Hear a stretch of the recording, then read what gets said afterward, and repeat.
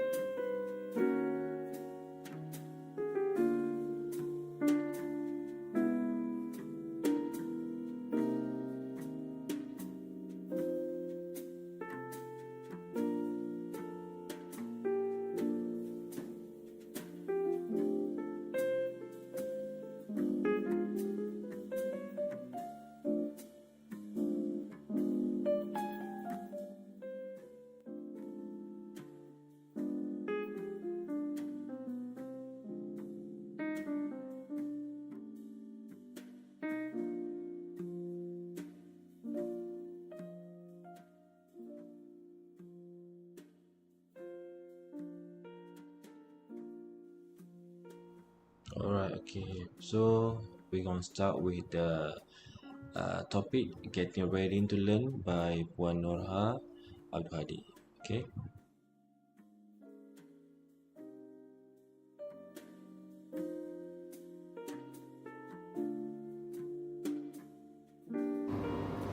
Assalamualaikum warahmatullahi wabarakatuh, and hello everyone. So welcome to UED102 study skills module. So in this module, 7 topics. So I will start with the first topic, which is getting ready to learn.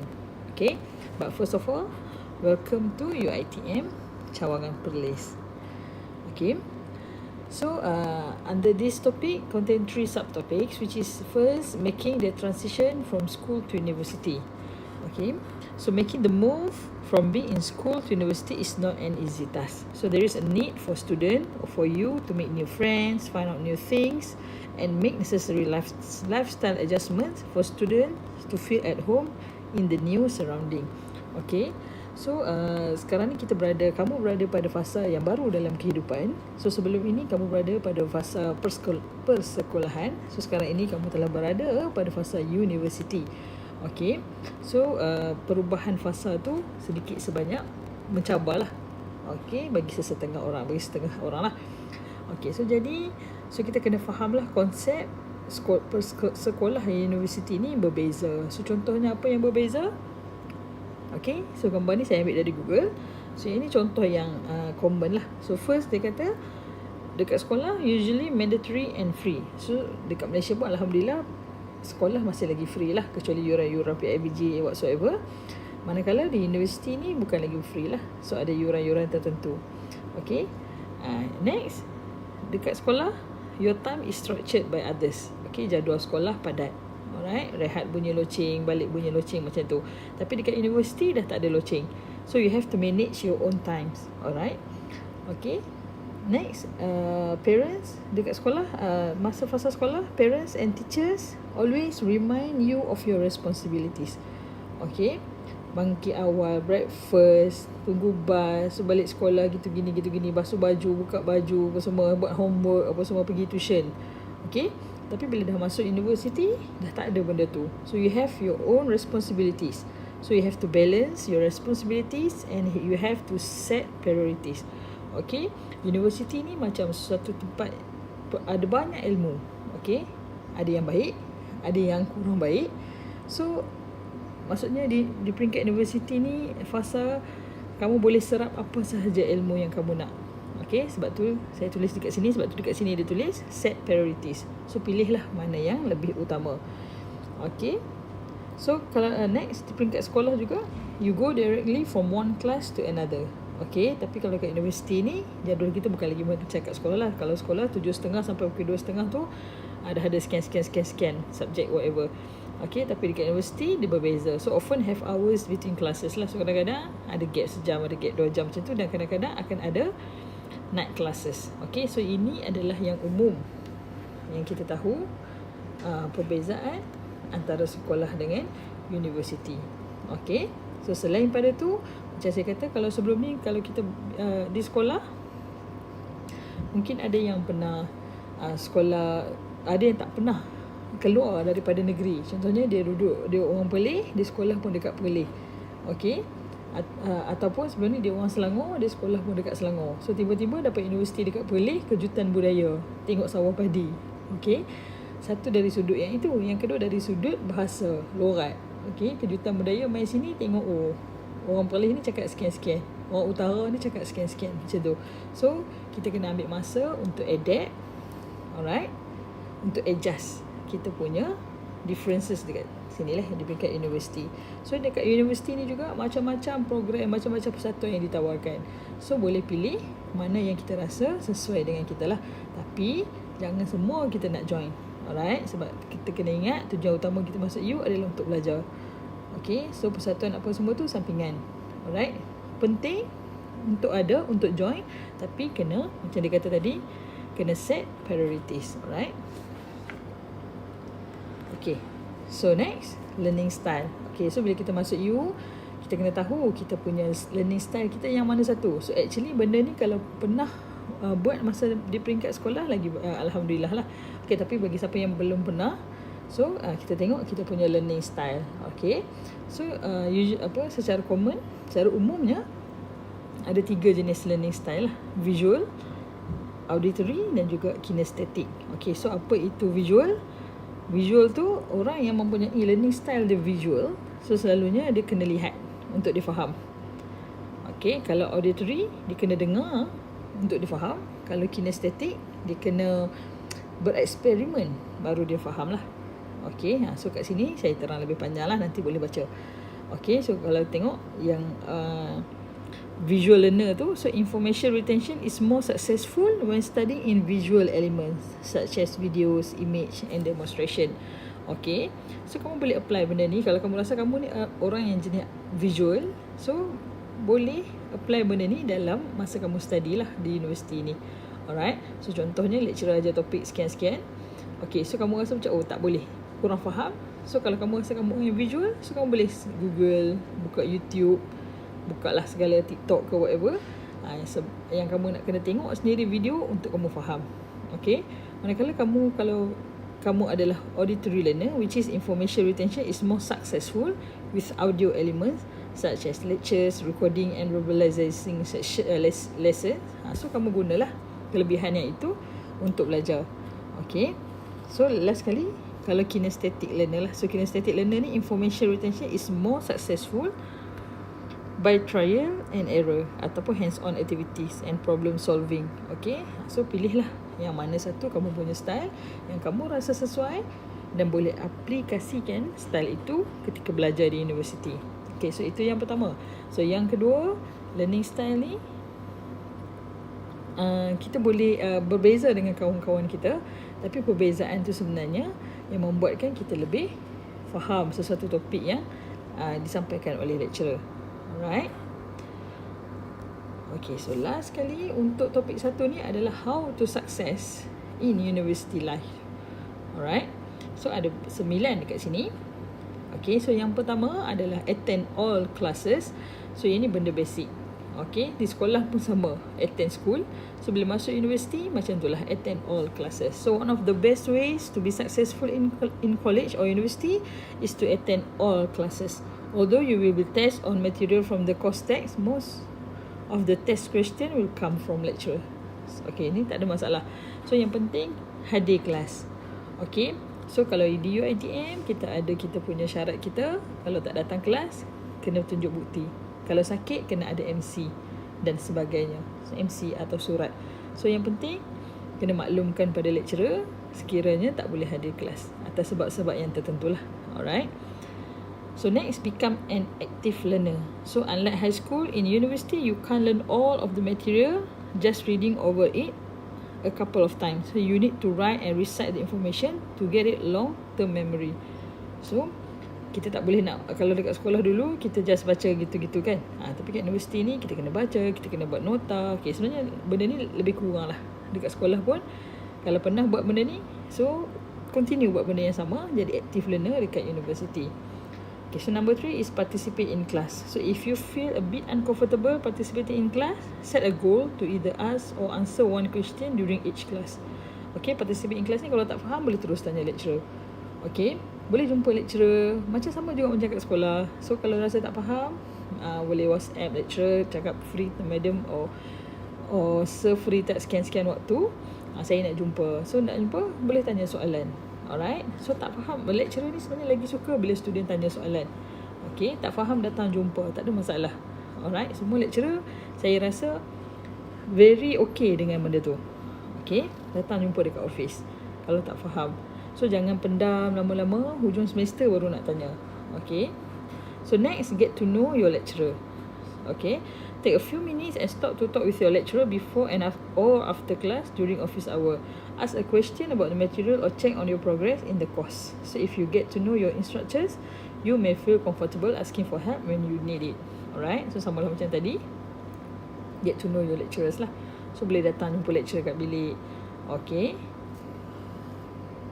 next, form a study groups with friends. Okay, benda ni walaupun kita rasa macam dari dulu duk dengar, kalau nak belajar kena form study group, kalau nak berjaya form study group. Okay, walaupun benda tu common, tapi sebenarnya dia memang berkesan. Alright, study groups ni contohnya dia kata kat sini contains about 3 to 4 peoples are known to be very effective lah. So dia kena effective lah. Tak nak lah ada sleep partner dalam study group kita. Alright, so kita sendiri jangan jadi sleep partner tu. So however, make sure you include friends who are serious about doing well in their study, because only then they will contribute. So konsep study group ni first of all kena faham. Maksudnya apa study group ni? Bukannya bila kita jumpa untuk study group kita baru kita datang with zero knowledge. So kita kena study dulu individu, then kita gather, kita buat grouping, so kita boleh discuss. Alright, so itu konsep study group. InsyaAllah study group ni kalau kamu amalkan dari first semester sampai grad nanti, InsyaAllah sangat-sangat membantu dekat universiti. Okay, then stay up to date with your work. So many new college student or university student have difficulty keeping up with all the readings that assigned in class. So if you get behind in your reading, you may never have time to catch up. So the workload in university just increase as the semester progress. So never procrastinate. So okay, always stay up to date with work. So kalau lecturer bagi task, lecturer bagi assignment, so lecturer bagi lab report whatsoever, so kena keep it up with the task. Jangan hujung-hujung baru nak buat, nanti tak sempat. Sebab kita bukan ambil satu je subjek dekat universiti ni, kita ada banyak subjek. So semua subjek pun ada assignment. Dan bukannya satu, kadang-kadang ada subjek tu ada 2 assignment. So kita kena sentiasa keep it up with our assignment lah. So jangan tunggu hujung-hujung baru nak buat, dan janganlah tak libatkan diri dalam assignment group. Okay, so next, be receptive to change. So if the strategies that you use in high school are not working, ask your lecturer or tutor for suggestion for different ways to learn. Okay, macam saya kata tadi, kalau kamu rasa benda tu kamu dah buat masa sekolah style macam ni, tapi rasa macam tak menjadi, so bila masuk universiti, kalau benda tu tak jadilah, janganlah continue. So boleh bincang dengan lecturers or tutor or whatever, or kawan-kawan ke. Alright, so macam mana cara nak belajar dekat universiti. Okay, so yang ini saya nak tekankan. Kalau tadi learning style tadi ada visual, kinesthetic dengan auditory. Selain itu, kita ada juga universiti ni, benda yang paling common adalah kita stay up. Okay, kat sekolah dulu pun kita stay up kan, tak kisahlah duduk asrama ke duduk rumah ke, kalau nak exam memang selalu kita stay up. Alright, so stay up ni ada tak semua orang sama. Okay, ada orang dia boleh, dia tak tidur. Maksudnya lepas isyak tu dia study sampai pukul, contohnya pukul 3-4 pagi baru dia tidur. Okay, ada orang dia masuk macam tu. Iaitu otak dia boleh berfungsi, brain dia boleh berfungsi untuk serap ilmu, untuk hafal apa semua pada waktu itu. Contohnya, dia memang pukul 12 hingga pukul 2 pagi ni memang brain dia paling function lah untuk dia hafal ke whatever. Alright, okay, ada orang macam tu. Ada orang pula tak boleh. Okay, dia kena tidur dulu. Okay, so dia tidur, lepas isyak dia tidur. So pukul 2 pagi ataupun pukul 3 pagi dia bangun, dia study sampai subuh. Okay, so tak tidur lah sampai pergi kelas semua tu. Alright, ada orang macam tu. Okay, so kenalilah diri kamu yang mana, jangan ikut orang. Okay, sebab ada orang bila dia tak tidur, okay, and dia study, tapi sebenarnya dia sangat mengantuk, tapi dia kata dia kena stay up, tapi dalam masa yang sama dia mengantuk lah, minum kopi lah, padahal tak masuk pun apa yang kita study tu. Alright, rupa-rupanya dia kena tidur dulu. Alright, so kalau kita sebagai Muslim, bila kita tidur dulu lepas isyak, so bila kita bangun pukul 2-3 pagi tu, kita boleh mulakan dengan solat tahajud, dan kita boleh study.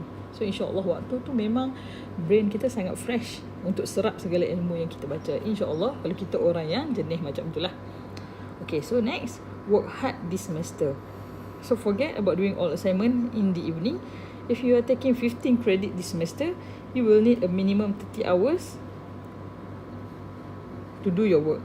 So if you want high grades, if you work slowly, or if you are taking difficult courses, you will need more time to do your work well. So kena work hard. Alright, dekat universiti ni. So kat universiti ni tak ada macam dia ni tidur tapi pandai. Tak ada. Benda tu tak wujud dekat universiti. Dia kena work hard, kena study. Okay, dan yang paling penting jangan study last minute lah. Okay, so work hard every semester. Tak payah tunggu semester akhir. Tambah-tambah bila semester 1. Okay, so di universiti ni semester makin hujung, subjek selalunya makin susah lah. Okay, so di awal-awal semester ni lah kamu kena pulut untuk score pointer. Alright, dah score, contohnya dah dapat above 3.5, so kena cuba sedaya upaya untuk maintain pointer tu sehingga ke akhir semester. Alright. Dan yang paling, okay, ada 8 tadi saya share. So, dan yang terakhir, yang paling utama lah, kita sebagai orang Islam dekat sini, yang Muslim dekat sini, yang paling penting adalah pray lah, sembahyang. Okay, dekat universiti ni. Alright, sebab macam mana pun kejayaan tu datang mestilah dengan keizinan daripada Allah. So, kita dah study, kita dah berusaha, dan jangan lupa untuk bertawakal. Alright.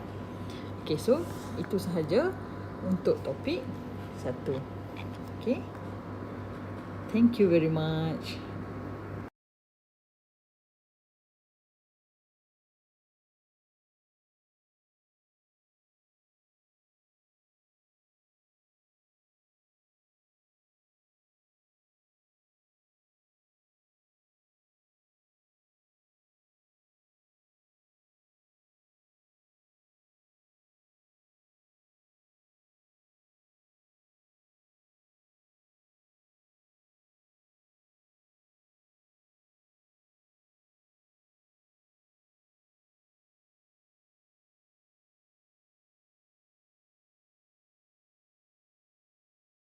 Alright, thank you.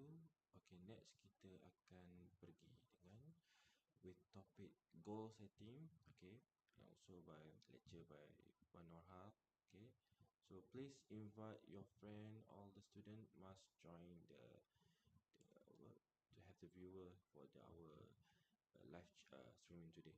So please ask your friend to join our live streaming today. Okay, thank you so much. So we start with the topic 2 by Puan Norha. Okay.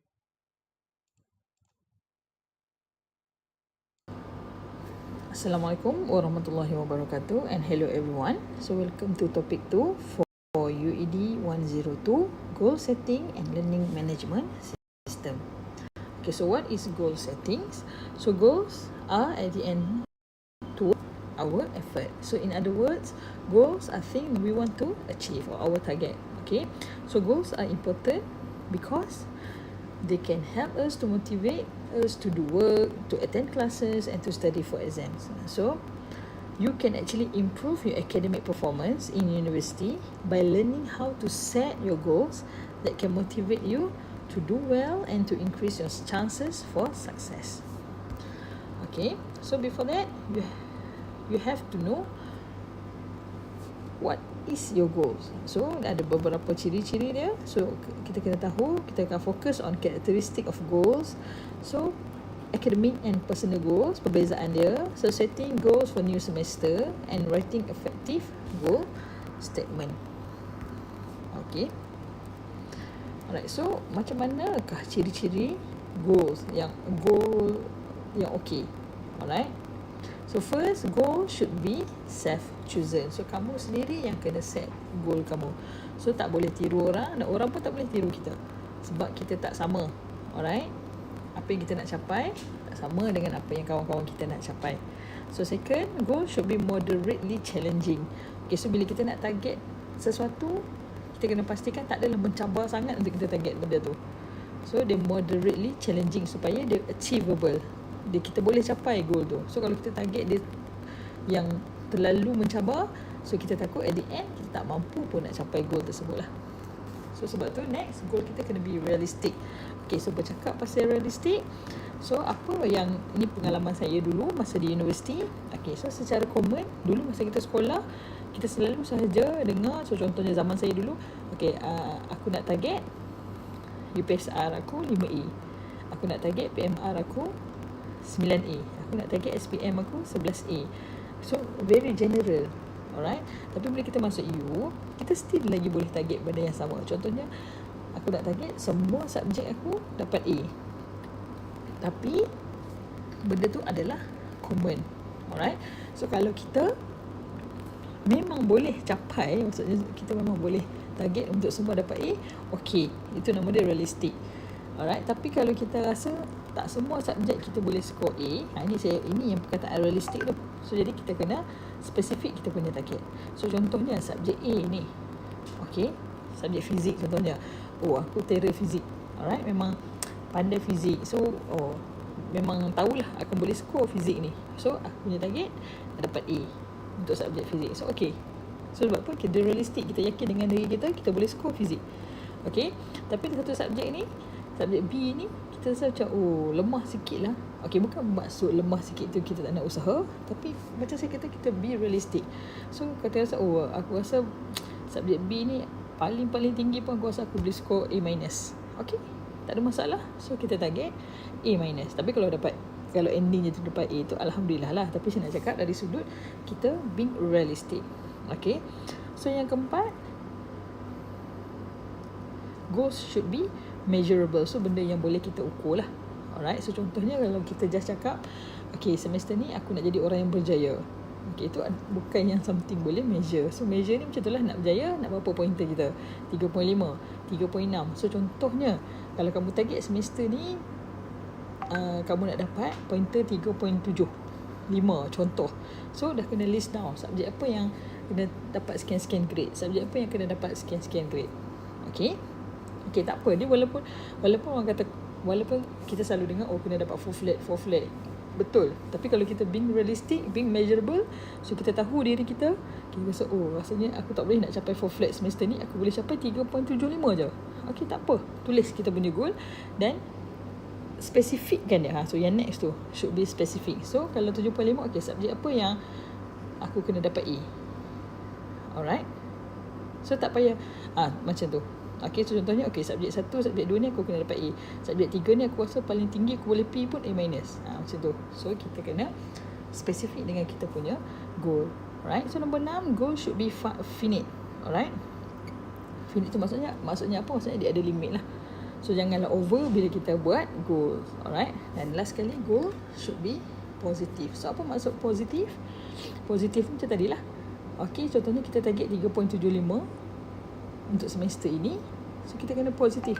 Janganlah kita target okay, 3.75 ni okay, untuk subjek ni aku nak target fail lah. Itu pun tak positif lah. Fail tu tak payah target. Kalau dapat memang dapat fail. Tapi apa yang penting, goals kita kena positif terhadap apa yang kita nak capai. Alright.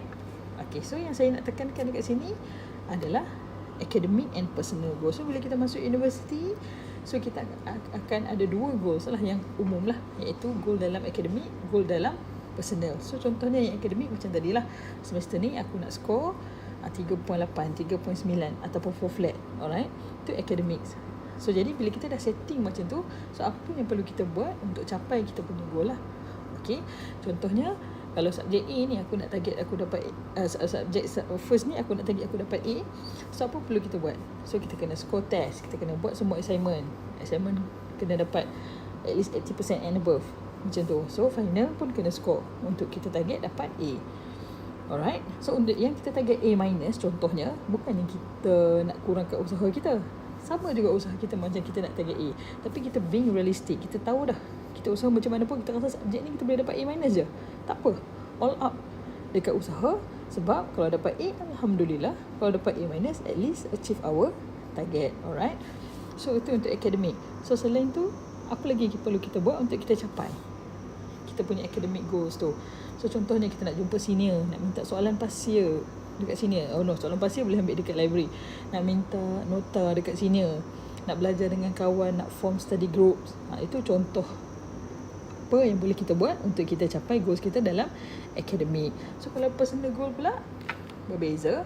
So personal goal contohnya apa? Contohnya kata semester ni aku nak diet tiba alright, ataupun semester ni aku nak join satu persatuan. Tak nak join banyak-banyak, nak join satu je. Nak fokus kepada satu persatuan tu. Okay, so aku boleh join semua aktiviti yang persatuan tu buat. Okay, so itu contoh personal goal. Ataupun personal goal kita as a Muslim student, apa dia? So semester ni, terutama untuk pelajar lelaki, siswa, aku target seminggu 3 kali nak sembahyang subuh dekat masjid berjemaah. Okay, being realistic. Alright, jangan tulis okay seminggu aku nak semester ni setiap waktu aku nak sembahyang berjemaah di masjid. Okay, benda tu memang bagus.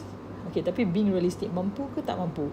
Sebab bila kita terlalu tinggi sangat yang kita letak kita punya target, takut nanti bila tak capai tak nak buat terus. So kita tak nak macam tu. Alright, so kita being realistic, being positive. So kita rasa okay, target kita seminggu dalam 4 kali macam tu nak sembahyang subuh berjemaah di masjid. Okay, then kita cubalah. Alright, okay, so itu contoh perbezaan antara academic and personal goals. Alright. So dalam ni ada beberapa aktiviti yang kamu boleh buat.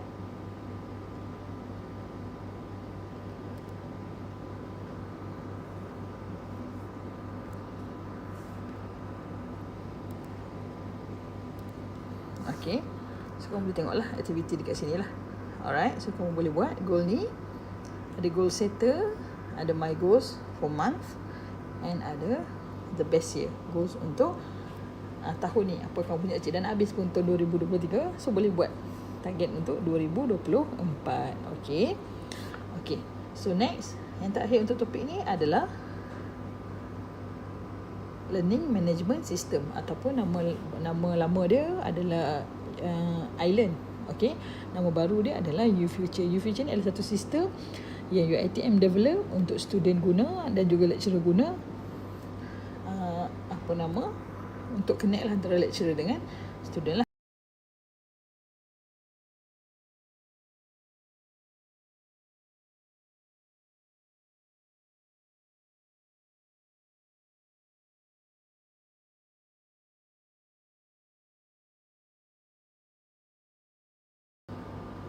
Assalamualaikum warahmatullahi wabarakatuh, and hello everyone. So welcome to topic 2 for UED102, goal setting and learning management system. Okay, so what is goal settings? So goals are at the end toward our effort. So in other words, goals are things we want to achieve, or our target. Okay, so goals are important because they can help us to motivate us to do work, to attend classes, and to study for exams. So you can actually improve your academic performance.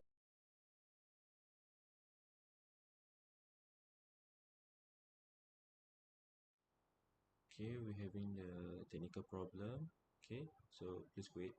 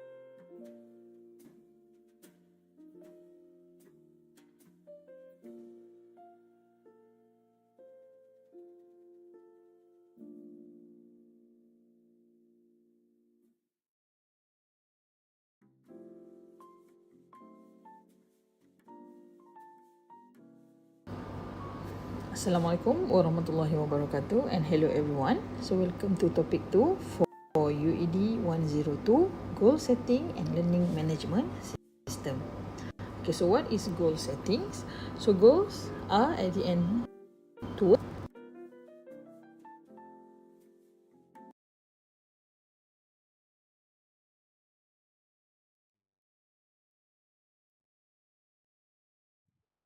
Alright, so let's continue back. Okay, so we start with the topic 2. Okay, so please invite your friend. Who's not coming yet, please ask your friend to join our YouTube streaming live. Okay, so we start back with the topic 2. Okay. Assalamualaikum warahmatullahi wabarakatuh, and hello everyone. So welcome to topic 2 for UED102, goal setting and learning management system. Okay, so what is goal settings? So goals are at the end toward our effort. So in other words, goals are things we want to achieve, or our target. Okay, so goals are important because they can help us to motivate us to do work, to attend classes, and to study for exams. So you can actually improve your academic performance in university by learning how to set your goals that can motivate you to do well and to increase your chances for success. Okay, so before that, you have to know what is your goals? So ada beberapa ciri-ciri dia. So kita kena tahu, kita akan fokus on characteristic of goals. So academic and personal goals, perbezaan dia. So setting goals for new semester and writing effective goal statement. Okay. Alright, so macam manakah ciri-ciri goals yang okay? Alright. So first, goal should be self-chosen. So kamu sendiri yang kena set goal kamu. So tak boleh tiru orang, dan orang pun tak boleh tiru kita, sebab kita tak sama. Alright. Apa yang kita nak capai tak sama dengan apa yang kawan-kawan kita nak capai. So second, goal should be moderately challenging. Okay, so bila kita nak target sesuatu, kita kena pastikan tak adalah mencabar sangat untuk kita target benda tu. So dia moderately challenging supaya dia achievable. Kita boleh capai goal tu. So kalau kita target dia yang terlalu mencabar, so kita takut at the end kita tak mampu pun nak capai goal tersebut lah. So sebab tu next, goal kita kena be realistic. Okay, so bercakap pasal realistic, so apa yang, ini pengalaman saya dulu masa di universiti. Okay, so secara common dulu masa kita sekolah, kita selalu sahaja dengar. So contohnya zaman saya dulu, okay, aku nak target UPSR aku 5A, aku nak target PMR aku 9A, aku nak target SPM aku 11A. So very general. Alright. Tapi bila kita masuk U, kita still lagi boleh target benda yang sama. Contohnya, aku nak target semua subjek aku dapat A, tapi benda tu adalah common. Alright. So kalau kita memang boleh capai, maksudnya kita memang boleh target untuk semua dapat A, okay, itu nama dia realistic. Alright. Tapi kalau kita rasa tak semua subjek kita boleh score A, ini yang perkataan realistic tu. So jadi kita kena spesifik kita punya target. So contohnya subjek A ni, okay, subjek fizik contohnya, aku terror fizik. Alright, memang pandai fizik. So memang tahulah akan boleh score fizik ni. So aku punya target dapat A untuk subjek fizik. So okay. So sebab apa? Kita realistik, kita yakin dengan diri kita, kita boleh score fizik. Okay. Tapi satu subjek ni, subjek B ni, kita rasa macam lemah sikit lah. Okay, bukan maksud lemah sikit tu kita tak nak usaha, tapi macam saya kata, kita be realistic. So kata rasa aku rasa subjek B ni paling tinggi pun aku rasa aku boleh score A-. Okay, tak ada masalah. So kita target A-. Tapi kalau endingnya tu dapat A tu, alhamdulillah lah. Tapi saya nak cakap dari sudut kita being realistic. Okay. So yang keempat, goals should be measurable. So benda yang boleh kita ukur lah. Alright. So contohnya kalau kita just cakap, okay, semester ni aku nak jadi orang yang berjaya. Okay, itu bukan yang something boleh measure. So measure ni macam tu lah, nak berjaya, nak berapa pointer kita? 3.5, 3.6. So contohnya, kalau kamu target semester ni, kamu nak dapat pointer 3.75 contoh. So dah kena list down subjek apa yang kena dapat sekian-sekian grade, subjek apa yang kena dapat sekian-sekian grade. Okay. Okay, tak apa. Dia walaupun orang kata, walaupun kita selalu dengar kena dapat 4 flat. Betul. Tapi kalau kita being realistic, being measurable, so kita tahu diri kita rasa rasanya aku tak boleh nak capai 4 flat semester ni, aku boleh capai 3.75 je. Okay, tak apa. Tulis kita punya goal dan spesifikkan dia. So yang next tu should be specific. So kalau 7.5, okay, subjek apa yang aku kena dapat A. Alright. So tak payah macam tu. Okay, so contohnya, okay, subjek 1, subjek 2 ni aku kena dapat A. Subjek 3 ni aku rasa paling tinggi aku boleh P pun A-. Macam tu. So kita kena spesifik dengan kita punya goal. Alright. So nombor 6, goal should be finite. Alright. Finite tu maksudnya apa? Maksudnya dia ada limit lah. So janganlah over bila kita buat goals. Alright. Dan last kali, goal should be positive. So apa maksud positif? Positif macam tadi lah. Okay, contohnya kita target 3.75 untuk semester ini. So kita kena positif. Janganlah kita target okay, 3.75 ni okay, untuk subjek ni aku nak target fail lah. Itu pun tak positif lah. Fail tu tak payah target. Kalau dapat memang dapat fail. Tapi apa yang penting, goals kita kena positif terhadap apa yang kita nak capai. Alright. Okay, so yang saya nak tekankan dekat sini adalah academic and personal goals. So bila kita masuk universiti, so kita akan ada 2 goals lah yang umum lah, iaitu goal dalam akademik, goal dalam personal. So contohnya yang akademik macam tadi lah, semester ni aku nak score 3.8, 3.9 ataupun 4 flat. Alright, itu academics. So jadi bila kita dah setting macam tu, so apa yang perlu kita buat untuk capai kita punya goal lah. Okay, contohnya kalau subjek A ni aku nak target aku dapat subjek first ni aku nak target aku dapat A. So apa perlu kita buat? So kita kena score test, kita kena buat semua assignment kena dapat at least 80% and above, macam tu. So final pun kena score untuk kita target dapat A. Alright, so untuk yang kita target A minus contohnya, bukan yang kita nak kurangkan usaha kita, sama juga usaha kita macam kita nak target A, tapi kita being realistic. Kita tahu dah kita usaha macam mana pun, kita rasa subjek ni kita boleh dapat A minus je, tak apa, all up dekat usaha. Sebab kalau dapat A, Alhamdulillah. Kalau dapat A minus, at least achieve our target. Alright, so itu untuk akademik. So selain tu, apa lagi perlu kita buat untuk kita capai kita punya academic goals tu? So contohnya kita nak jumpa senior, nak minta soalan pasir dekat senior. Oh no, soalan pasir boleh ambil dekat library. Nak minta nota dekat senior, nak belajar dengan kawan, nak form study groups. Itu contoh apa yang boleh kita buat untuk kita capai goals kita dalam akademik. So kalau personal goal pula berbeza. So personal goal contohnya apa? Contohnya kata semester ni aku nak diet tiba alright, ataupun semester ni aku nak join satu persatuan. Tak nak join banyak-banyak, nak join satu je. I nak fokus kepada satu persatuan tu. Okay, so aku boleh join semua aktiviti yang persatuan tu buat. Okay, so itu contoh personal goal. Ataupun personal goal kita as a Muslim student, apa dia? So semester ni, terutama untuk pelajar lelaki, siswa, aku target seminggu 3 kali nak sembahyang subuh dekat masjid berjemaah. Okay, being realistic. Alright, jangan tulis okay seminggu aku nak semester ni setiap waktu aku nak sembahyang berjemaah di masjid. Okay, benda tu memang bagus. Okay, tapi being realistic, mampu ke tak mampu? Sebab bila kita terlalu tinggi sangat yang kita letak kita punya target, takut nanti bila tak capai tak nak buat terus. So kita tak nak macam tu. Alright, so kita being realistic, being positive. So kita rasa okay, target kita seminggu dalam 4 kali macam tu nak sembahyang subuh berjemaah di masjid. Okay, then kita cubalah. Alright. Okay, so itu contoh perbezaan antara academic and personal goals. Alright. So dalam ni ada beberapa aktiviti yang kamu boleh buat.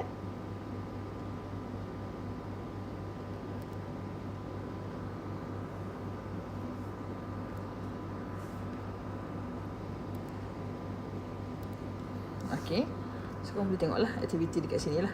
Alright, so kamu boleh buat goal ni.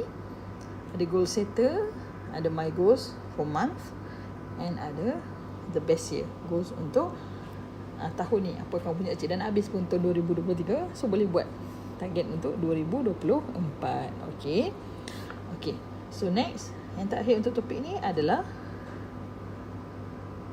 learning management system, ataupun nama lama dia adalah Island.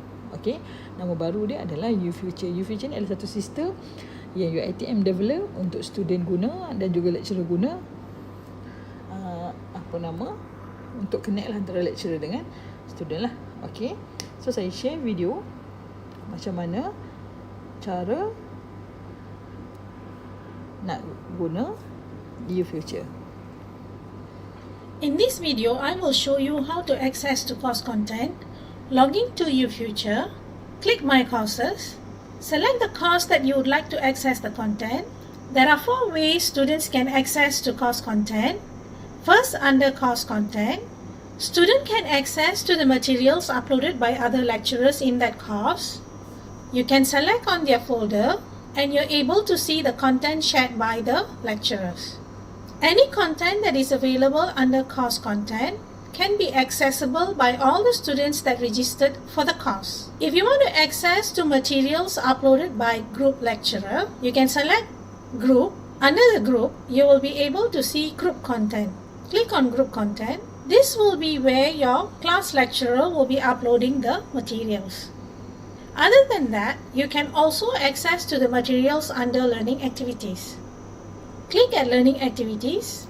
If the course is a MOOC course, you will be able to see a tab MOOC Learning Activities. When you click at MOOC Learning Activities, you will be able to access to all the materials related to the topic. When you click plus, you will be able to see the material related to the topic. And you can click Start Now to access to the materials. And lastly, materials can be also accessed in course learning activities. Course learning activities will be used by your course instructor. You can also access to the material uploaded by your course instructor here. Okay, so that's all Are you missing a piece of puzzle that's for topic 2. Thank you.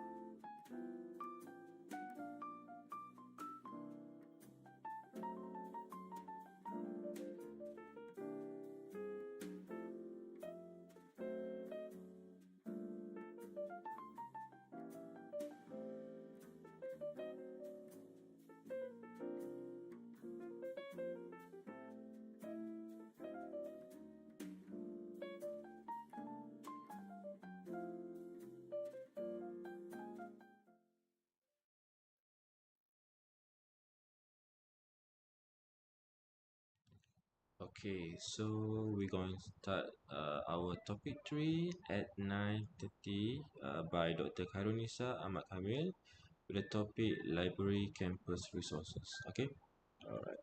So please invite your friend to join our live streaming.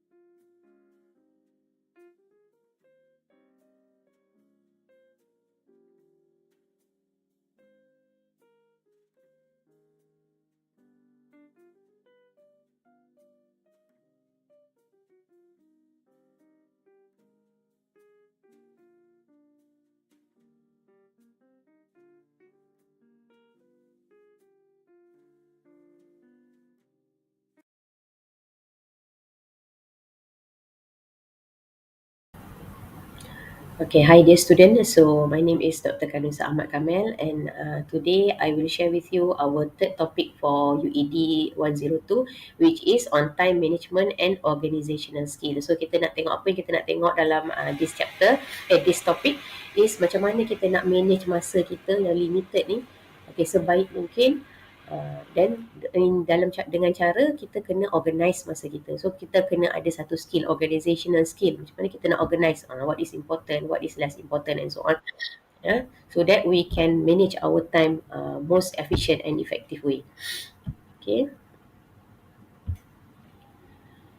Okay, first we look at some outline lah untuk presentation kita hari ni. Okay, what kita nak optimize kita punya study time, and then we also want to organize kita punya study time so that we have optimized lah. Okay, so dengan cara kita organize kita punya time tu. So we will look at some time management strategies so that we stay motivated. Okay, supaya kita sepanjang tahun ni, sepanjang nak habiskan 3 tahun atau 2 atau 3 tahun, 3 atau 4 tahun, okay, kita punya study ni, kita always stay motivated so that kita manage time kita lah. Okay, and one important aspect in managing our time ni is to reduce procrastination. Kita tak nak tangguh-tangguh. Kalau masa tu memang limited, okay, memang ada certain kerja saja kita boleh selesaikan, kita faham tu kan. Tapi kita tak nak kita lambat-lambatkan, kita tangguh-tangguhkan kerja kita, dan kerja tu bertimbun lah at the end of our time. Okay.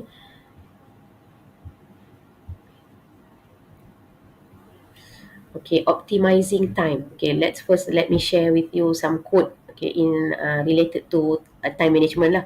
Okay, take care of your minutes and the hours will take care of themselves. So we take one task at a time so that kita punya minit tu bermakna, so that yang kita punya following hours tu akan jadi bermakna juga. Okay. Okay, let's first look apa itu dimaksudkan dengan optimizing time.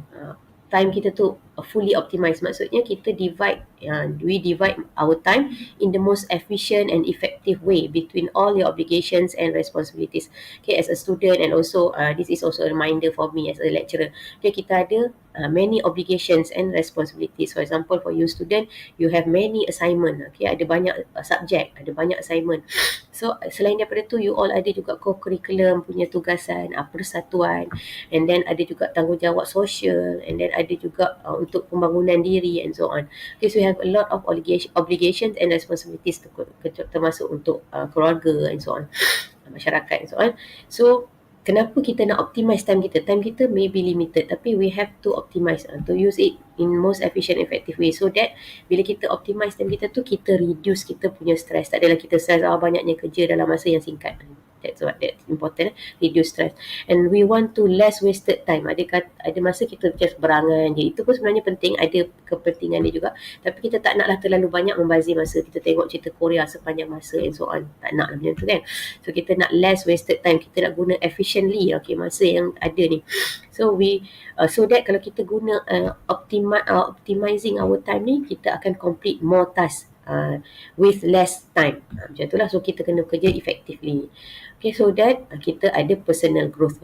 Diri kita akan semakin maju lah. Kalau kita buang masa je, kita tak akan maju ke depan. Okay, so that's why it's important for us to optimize our time.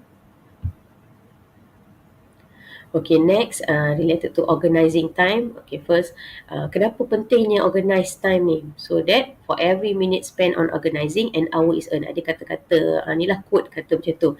Okay, bila kita organize well, okay, dalam setiap minit ni kita ambil masa, okay, kadang-kadang kita tak boleh salah, tak payahlah buat semua jadual ke apa-apa benda, so that kita boleh buat kerja kita terus kan. Tapi kadang-kadang setiap, bila kita organize, okay, kita setiap 1 minit ni kita spend masa organize tu, kita akan jimatkan kita punya 1 jam, okay, sebab kita dah organize, okay.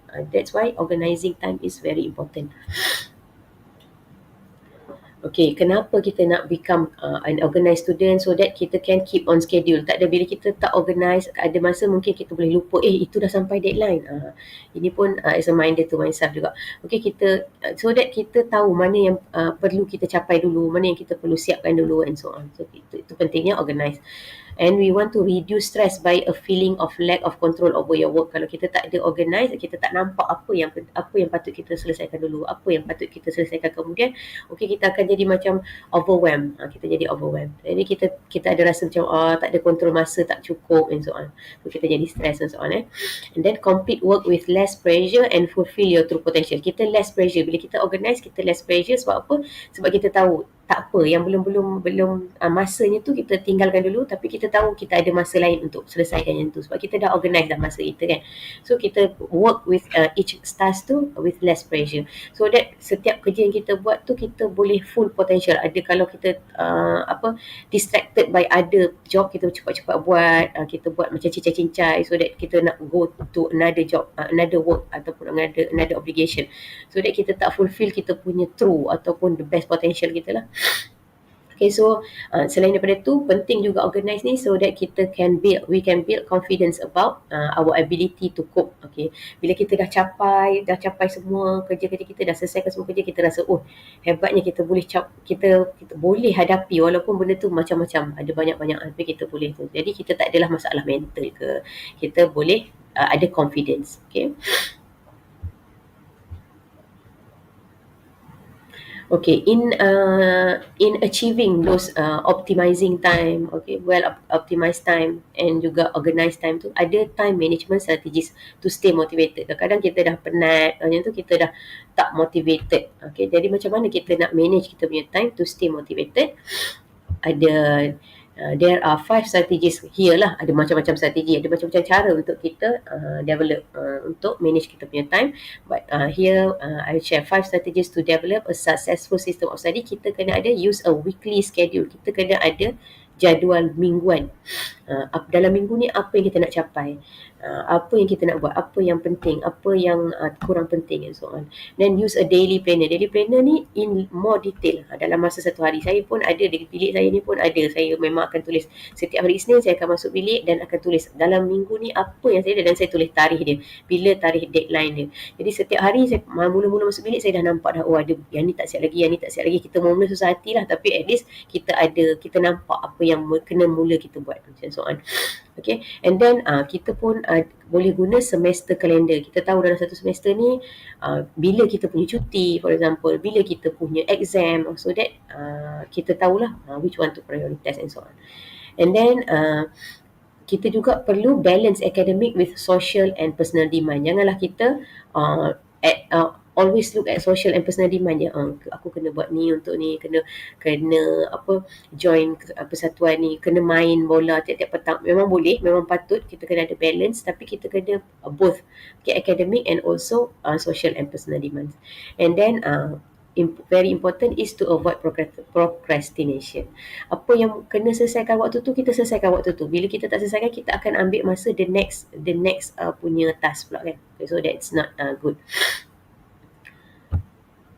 So kita boleh dapatkan macam-macam academic planner, okay, student planner and so on, free printable from internet. Okay, kita bolehlah dapatkan ni academic planner. And then block schedule. Kita boleh buat block schedule yang for example here kita boleh buat mingguan, and then apa dalam hari tu apa yang penting to do, dalam masa bulan tu apa yang kita kena capai, so that kita kena, bila kita tengok kat sini, kita pun masukkan mana kita nak buat benda-benda ni semua. Okay, so ini pun kita boleh dapatkan macam-macam warna-warni cantik, boleh ni lah based on your interest. Okay, internet. Okay, in reducing procrastination, macam mana kita nak avoid and procrastination ni maksudnya kita avoid, kita elak, kita mengelak, okay, and postponing what should be taken care of now. Sepatutnya kita buat sekarang tapi kita nak tak naklah buat avoid ataupun kita postpone, kita nak nantilah aku buat, sama ada tak nak buat lah, dah susah sangat kita rasa macam abaikan je lah, macam tu, abaikan, ataupun kita macam nantilah aku buat, nanti, okay. It can actually rob you of your time. Okay, dia akan mencuri masa kita yang akan datang in future, and detail your best intention. Okay, kalau boleh kita nak buat macam tu, kita punya intention kita nak buat macam tu, tapi dia akan tak jadilah. Okay, reduce procrastination. Macam mana caranya kita nak reduce procrastination? Kita kena faham dulu kenapa sebenarnya kita procrastinate. Satunya kerana ni banyak orang kata yang jarang kita, kadang-kadang kita tak sedar. Why we procrastinate is because we want to be a perfectionist. Kita nak buat tu yang terbaik, tapi kita kita jadi takut. Kita jadi takut nak buat, jadi macam tak naklah buat. Kita nak, sebab kita nak perfectionist. Tapi kita kena start dulu, and then baru perfecting over time.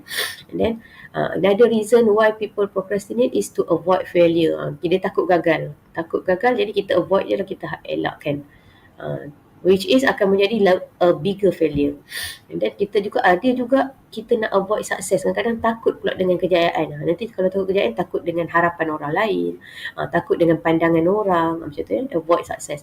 And then ataupun being rebellious, lantak tak nak buat sebab macam nak buktikan yang mungkin ada sesiapa yang dipaksa untuk pilih satu kursus di UiTM, masuk UiTM ke, ibu bapa paksa, kita sebenarnya tak nak, maybe ada macam tu. Jadi nak buktikan kita tak nak buat, kita buat rebellious, to being rebellious. Mungkin sebab tu kita procrastinate. Ataupun feeling overwhelmed, dah banyak sangat, jadi kita pun tak boleh kita je macam serabut, jadi kita pun abaikan, kita procrastinate. Ataupun just simply lazy lah, sebab malas. Itu yang paling betul sekali lah, paling tepat sekali, being lazy. Kita kena lawan lah kita punya vitamin M tu. Alright, so macam mana strategies to overcome procrastination? Satu, we have to know what you should accomplish. Apa yang kita kena accomplish, kita kena buat benda ni, kita kena tahu dulu. And then kita determine deadline, kita kena setkan masa bila kita kena selesai accomplish this task, and so on. And then yang paling penting, dan satu yang sangat membantu kita is to have schedule, planners, calendars, and so on. Kalau kita tengok orang yang organize, dia ada semua benda tu, dia bawa ke mana-mana dia pergi, dia bawa dia punya planner, dia ataupun kat atas meja kerja dia ada satu planner besar yang boleh tunjukkan apa yang dia punya plan lah. Lagi satu, yang strategi lain ialah prioritize. Kita tahu apa yang perlu kita buat dulu dan apa yang kita boleh kemudiankan. Okay, then break a task into a series of steps.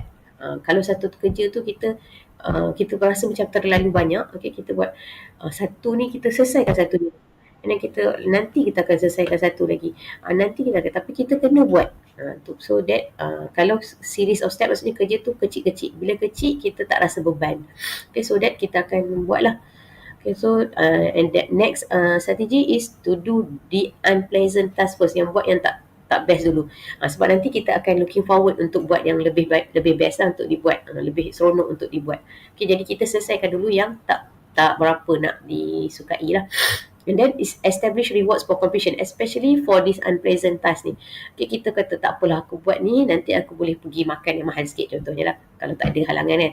Ataupun kalau aku siap ni, boleh pergi main bola petang ni, contohnya. So on. So kita establish reward tu. And penting untuk setiap langkah kita tu, kita ada reward. Reward dia bukannya kena guna duit ke apa. Reward dia kecil-kecilan, okay.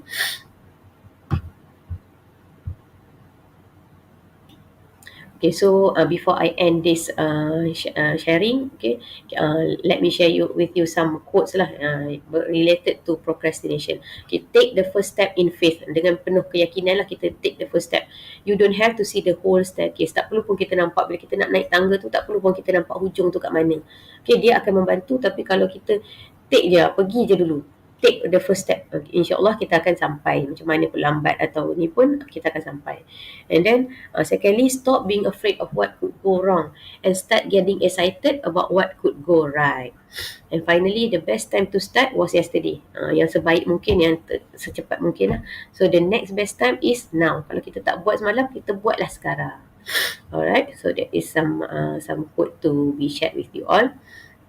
So before we end, okay, for this topic, you will have to do some activities. There are 3 activities. Okay, boleh baca, boleh look again at this video, and then bacalah dia punya pause, and then you can baca dia punya dia punya direction instruction, sorry. Okay, ni lah. Okay, satu personal schedule. Okay, sediakan satu, you kena buat apa yang prepare satu schedule untuk apa yang you kena buat esok. Apa dia. Ini bukan untuk, actually aktiviti ni bukan untuk pemakahan UED saja. Ini untuk you punya the whole study you lah. Setiap hari tulis siap-siap apa yang nak buat esok. Maybe sebelum awak tidur awak dah buat siap-siap. Tapi untuk this assignment ni, untuk you punya portfolio, kenalah buat benda ni. Okay, for a day, and then prepare a weekly schedule for your activities and commitment during the next full day. Okay, boleh kita tengok the next ni sebagai contoh. Okay, ini sebagai contoh lah, fix commitment calendar. Okay, ada jam, and then Monday apa yang kena buat. Ini avoid lah yang kena pergi makan. Waktu tu kita tahu lah kan, yang rutin. Masukkan juga rutin. Okay, kalau setiap tu awak memang nak buat pukul 1 makan, letaklah kat sini makan.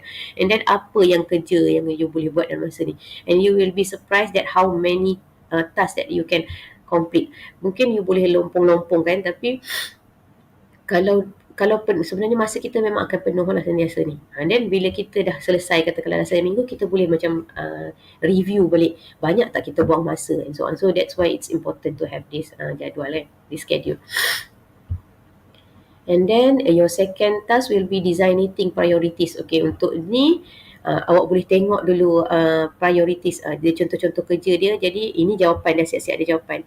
Ini adalah satu kerja yang rutin. Ini awak kena tentukan.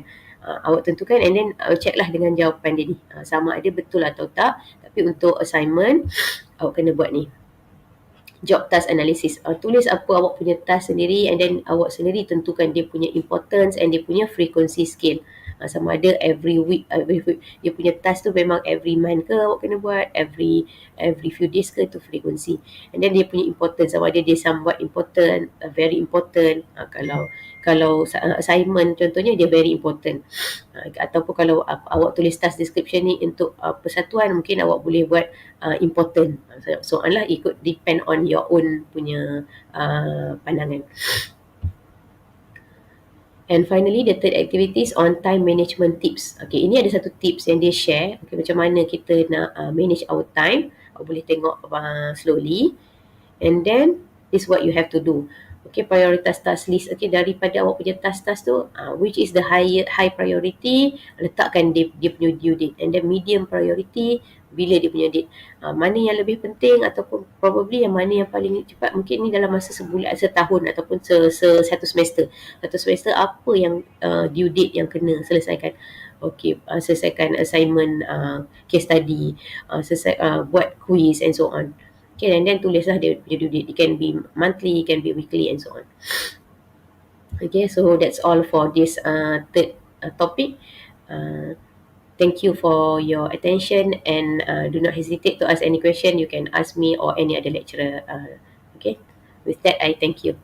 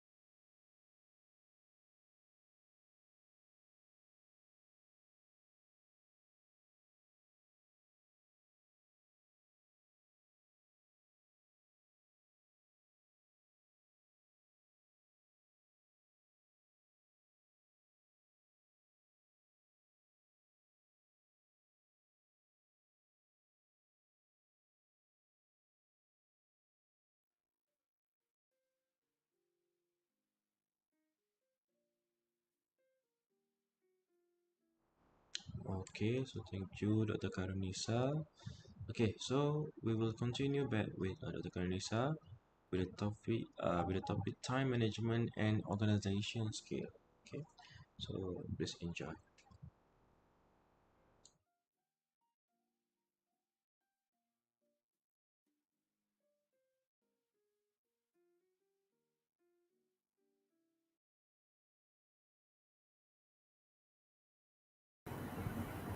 Right, hi class, welcome to our fourth topic for UED 102, that is on library and also campus resources. Okay, why are we here today? So today I would like to share with you some information related to our library and other college resources, so that you can fully utilize whatever the university have provided and make the most of all these amazing facilities available in UiTM Perlis. Okay, first, I would like to ask, how do you usually get information to assist you in doing assignments and research paper, for example? Okay, I believe many of us here probably will say Google. Okay, we just Google everything. That is not wrong. But we have another resources that is very powerful that you can actually rely on. That is our library Perpustakaan Datuk Jaafar Hassan, or PDGH 1 and PDGH 2. Okay, most of us will use Google as it is easy and freely accessible. So therefore, what are the advantages of using proper library facilities? Why do I want to promote these proper library facilities? Okay, first, library is a home to credible resources. Okay, the resource, everything that you can get from the internet are not filtered. It can be written or provided by anybody, so it is untrusted source, so you may get false information. Okay, meanwhile, library have bought books and also subscribe to credible and legitimate sources, so that the information that we get are at certain quality, okay, edited by editors and peer reviewed, so it can be more trusted. The library also holds a massive collection where it coordinates an electronic gateway to a massive online information. Lastly, all these resources, just like Google, it's also free and easy to be used. All resources can be used by all students at all times, especially if it is available online. Okay, and even if you borrow a book, there's a limited time to borrow, but still as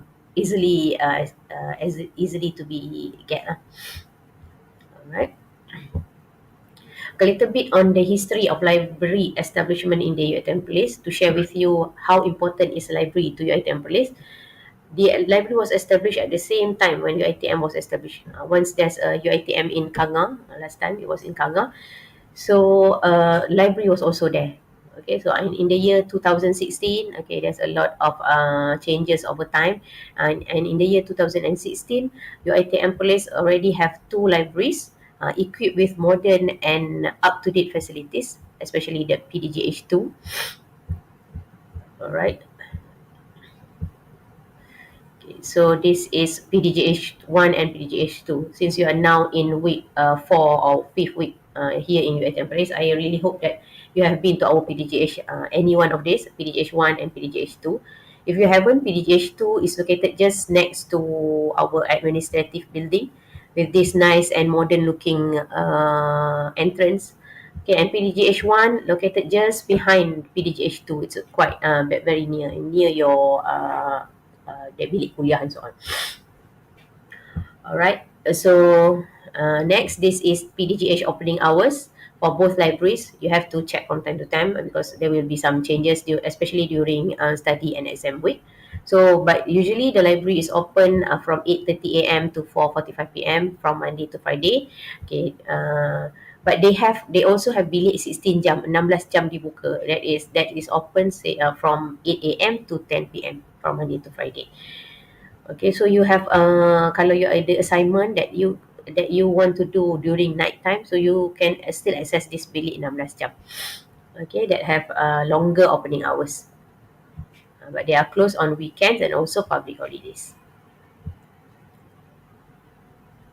Okay, PDJH also has a website where you can explore many of their other collection and also services. Okay, that include exam papers, okay, online database where you can access journals and articles, manuscript and so on, scientific manuscript and so on. And then or open access one, okay, where you can get full text of journals and so on. So their services, they include like live chat. Also, I cannot see here, but they have a lot of facilities that you can explore this website, and you can see a lot of facilities that you can access.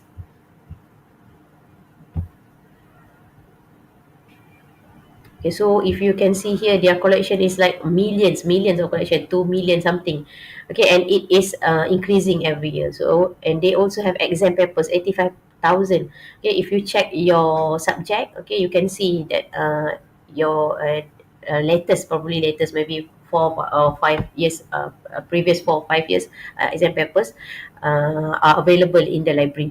So this is very important. Me and myself as a lecturer also use this exam papers to do our tutorial and so on. So we discuss. So you get familiarized with your final exam question, so that you can be prepared what to expect. Okay, what to expect in that will be asked in your, and dia punya soalan usually doesn't change much lah around that juga kan.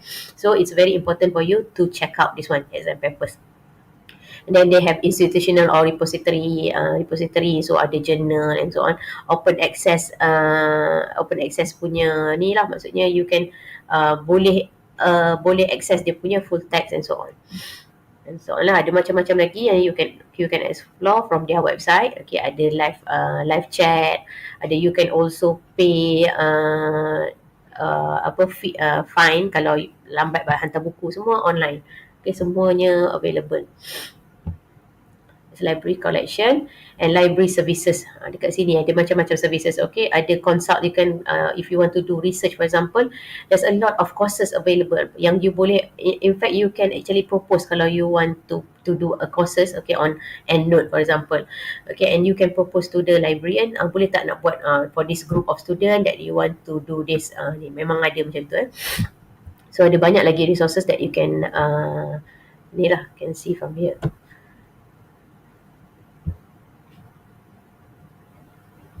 Okay, these are some library facilities. If you can see here, the library facilities ni, saya boleh kata this is like bertaraf antarabangsa, international level punya.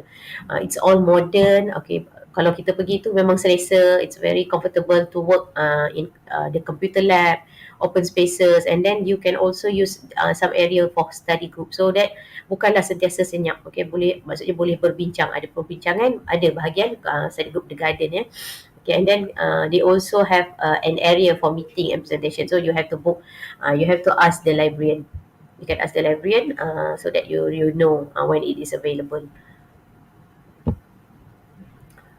Okay, these are some other example of the facilities available. This is probably in PDCH1, bilik cetakan, bilik komputer.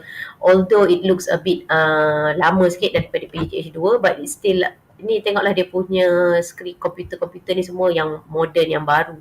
Okay, dia walaupun kita kecil di Perlis, tapi the facilities of our library ni is tak boleh dinafikan lah, memang bagus lah, memang available. Okay, tak ada masalah untuk akses internet ke. Okay, kalau you, especially if you always complain susah nak dapat line at certain area, but library insyaAllah memang ada ni lah, memang ada line. So daripada kita buang masa dekat luar, daripada mana-mana di any area, probably it's better for you to stay in the library. Okay, selesa, there's air condition everywhere, and then tak ada bunyi, tak ada gangguan bising and distraction and so on. Okay, jadikan dia satu hobi lah, tabiat, selalu stay in library. And then ada juga bilik perbincangan, bilik cubicle, so that you can work on your own. Maybe seorang dua pun maybe boleh. Okay, bilik cubicle. Okay, ada bilik latihan, okay, ruang bicara ilmu, there's a lot of event happening in here. And then ada surau lelaki dan wanita, library cafe, pantry, loker berkunci, makmal seberguna and so on.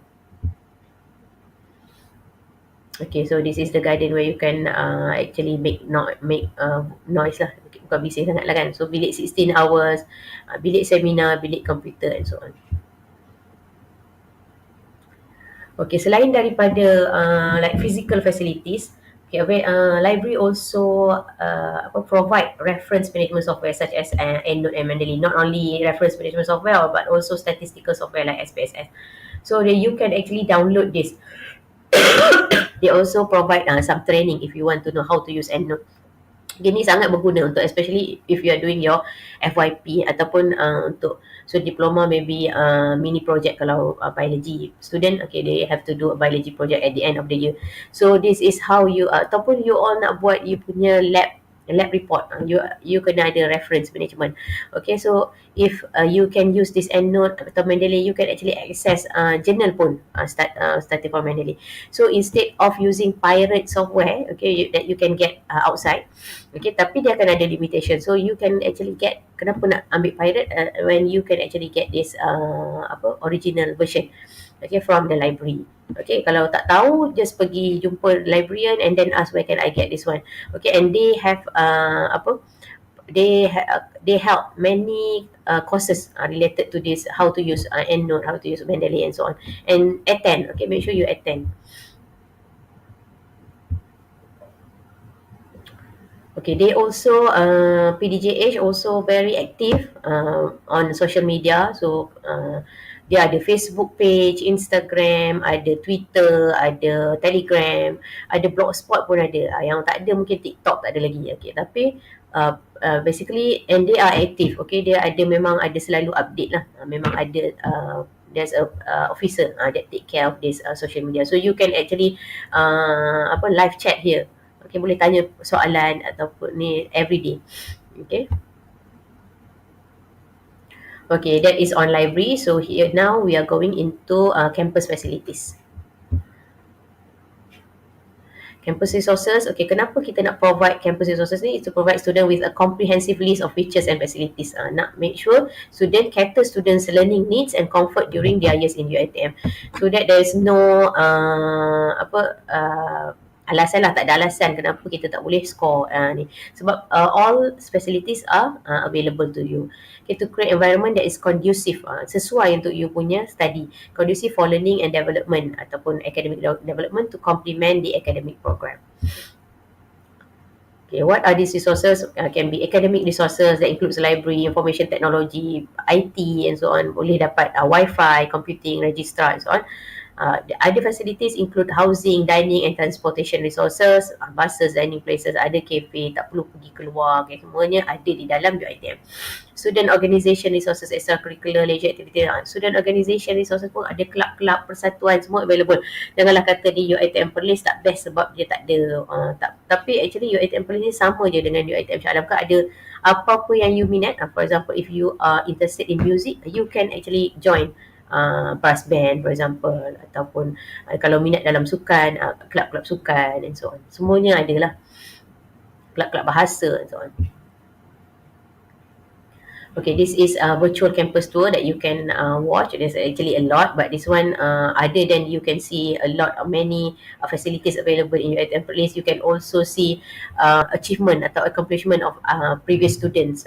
This one, I think, prepared during during PKP. Dia barulah, quite new video. So you should check it out lah. Okay, these are some other facilities in campus facilities in UiTM Perlis. Okay, that's all for this topic. But for topic 4, there's a few tasks that you have to do. Okay, there's study skill portfolio that is individual. Sama juga, every topic you have ada individual task that you have to include in your portfolio. So for this task, you have to make notes on library tool. Okay, you pergi library and then make notes lah, tulis lah, maksudnya items are clearly introduce. Okay, you introduce lah dekat library ni ada apa. Okay, what are the benefit, what are the advantages of your library and so on. Okay, and then you also have to do a video presentation that is a group work. In a group, please prepare creative 10 minutes maximum video presentation of at least 5 important places on campus. Okay, ini pun you can actually check your seniors. available in YouTube pun boleh tengok macam mana dia orang buat. Please use your creativity to make the video presentation as interesting as possible, and you will be brief lah macam mana cara you all nak submit nanti, sebab your task will be evaluate by other lecturers. Okay, alright, I think that's all from me. Then thank you, and please enjoy your 3 or 4 years here in UiTM, and I wish you the best of luck, and enjoy your time. Okay, with that I thank you. Okay, bye bye.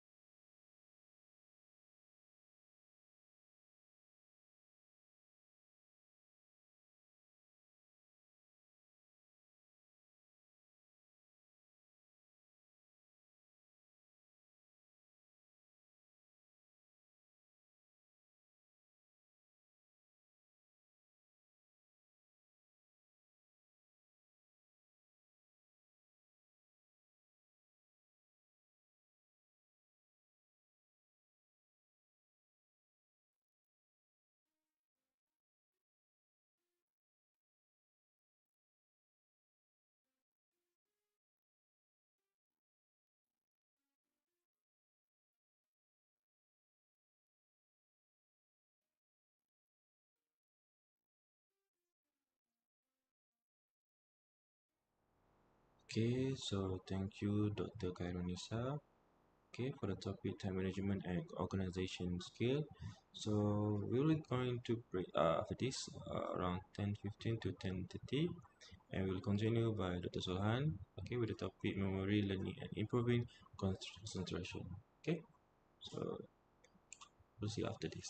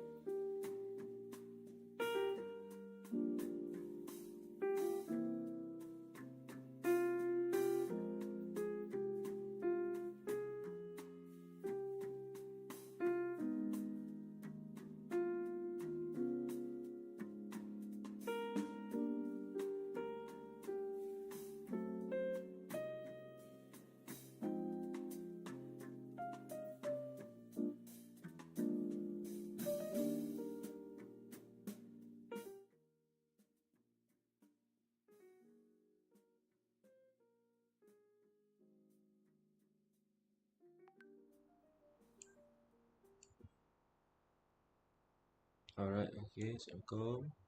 And we back with continue with the topic memory learning and improving concentration by Dr. Sohan Yahya. Okay, so we're going to play the pre-recorded by Dr. Sohan. So enjoy.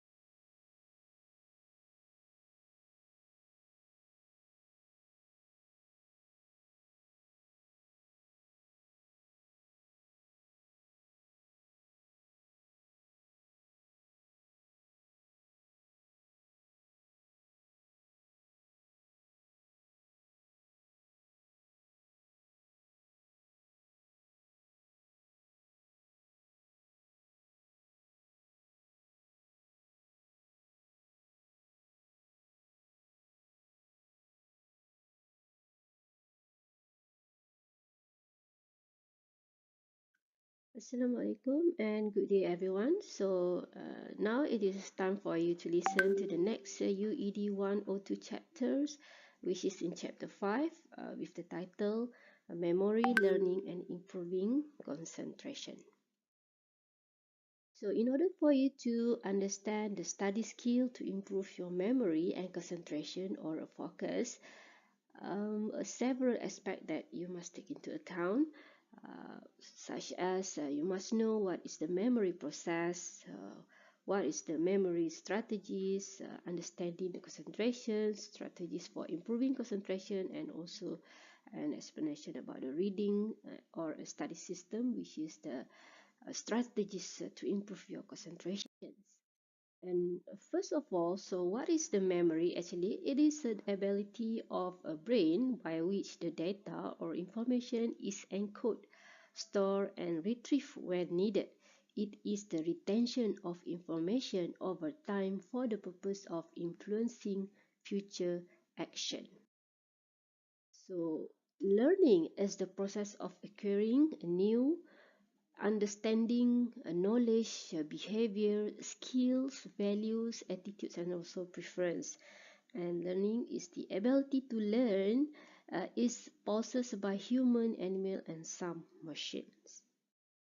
So while improving, defined as to increase in value, excellence, and in short, it will become better, something that become better. Okay, that is the definition.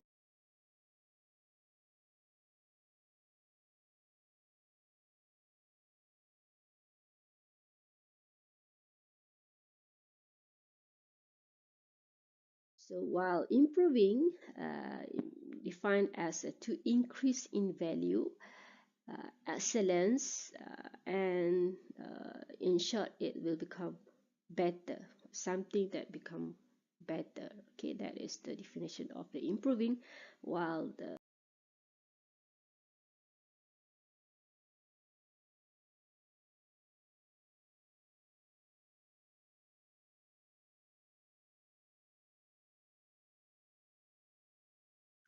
Assalamualaikum and good day everyone. So now it is time for you to listen to the next UED 102 chapters, which is in chapter 5 with the title Memory, Learning and Improving Concentration.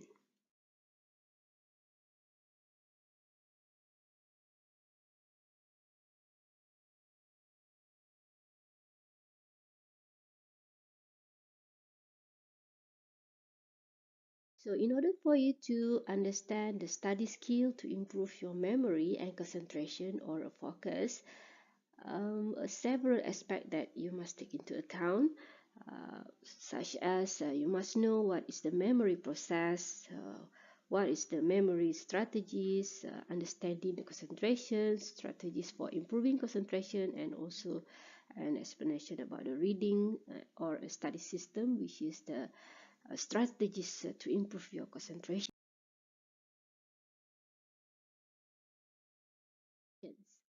And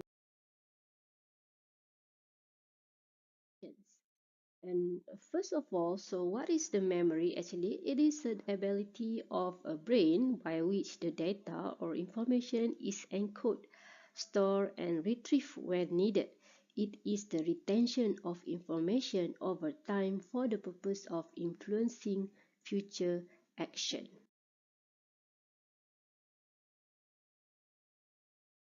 So, learning is the process of acquiring a new understanding, knowledge, behavior, skills, values, attitudes, and also preference. And learning is the ability to learn is possessed by human, animal, and some machines.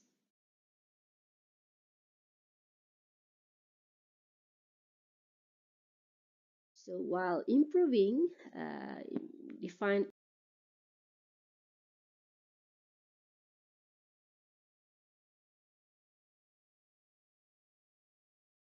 So while improving, defined as to increase in value, excellence, and in short, it will become better, something that become better. Okay, that is the definition of the improving.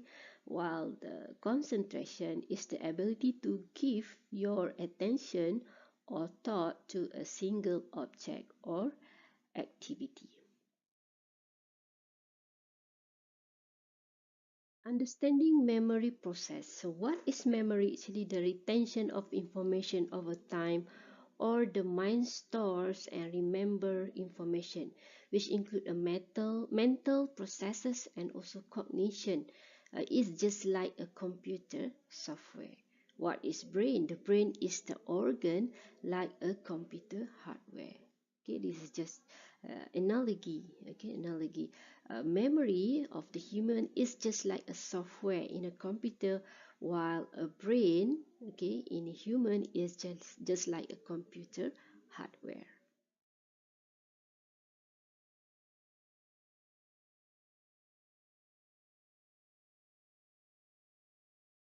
So the storage, written information. Okay, the storage is a place to written information, and it's divided into sensory memory. It is a numerous incoming information from 5 sense, and it will be stored in sensory memory for an instance.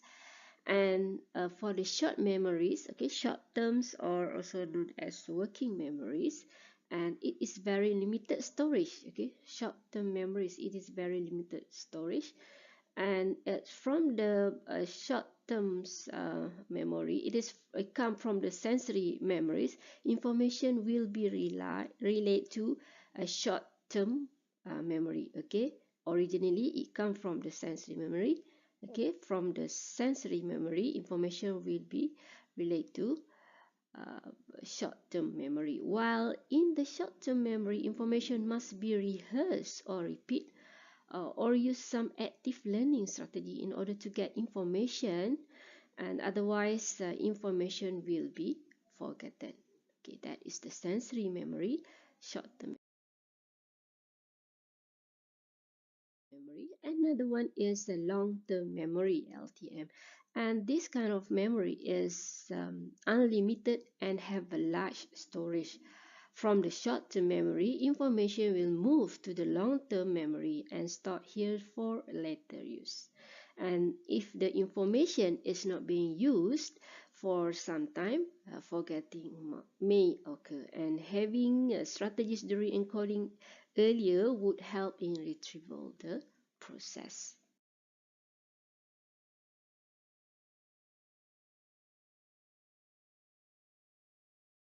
So now it is just a short activity for you. Look at the following list of words for 10 seconds. Okay, here is the words of a newspaper, pencil, bus, automobile, book, pen. So now it is just a short activity for you. Look at the following list of words for 10 seconds. Okay, here is the words of a newspaper, pencil, bus, automobile, book, pen, book, magazine, comic book, chalk, and also crayon. And lastly is a trade. Okay, this is the 10. This is the a few words. Okay, you look at this list of words for the 10 seconds, and so plan how to remember uh, all the words. Okay, and you probably will be able to remember all 12 items if you group them as follows. Okay, as there are 12 items here, okay, you can plan it by make it in a group. For example, things you read, okay, things you write with, and also things you write with. Okay, all right, so things you read is like this, thing you write with, okay, and things you write with means that you must classify it into a specific heading. Okay, specific heading. So it is will better for you to remember all of the 12 words. So why the memory strategy is very important, it will help you to encoding, storing, and retrieving the information, and it helps to remember and recall of all of the information that have been received earlier. So how forgetting could occur? Okay, how forgetting could occur? Why? Sometimes you forgot the information that you just received just now. Did not pay attention to the information. This is the very the first reason why forgetting could occur. Did not pay attention to the information. Did not understand the information. Cramming, last minute study, did not have a good strategies, interference, and test anxiety. Okay.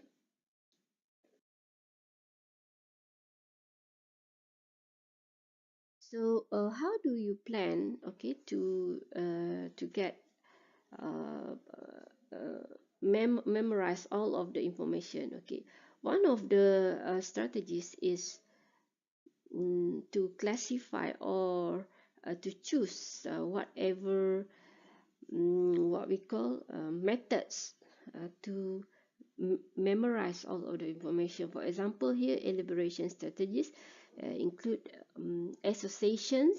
Okay, association is like to associate or connect each word or event with a person, place, thing, feeling, or situation. Okay, for example, over here for the associations method, did you ever get confused about how to spell a dessert? Okay, you'll never good on that one again if you remember that a dessert has lots of sugar, so it has two s. So means that if you pay attention for this methods association, okay, you can use this as a method for you to remember a few words that is that is hard for you to spell it. Okay, dessert. Okay, so acronyms catchword. Acronym catchword just like um, acronym from the long names University Technology Mara, and the acronym or catchword here is UITMI. You can use a method or a strategy by using the acronym catchword. And acrostic, okay, acrostic or catch phrase, okay, you may develop by your own acrostic or catch phrase, depends on your creativity as well. Okay, so you may highlight the acrostic or catch phrase from any information that you want to memorize. And here is the imaginary. Okay, you put the figure. Okay, it is easy for you to visualize every time you want every time you want to remember the information, and then you can remember, oh, this is the figure for this kind of animal, let's say. Okay, so organizational strategies. Okay, you put it in a organizational strategies, just like a flow or a flow chart or whatever. Okay, and then the last one is comprehension monitoring strategies by using the SQ3R. Okay,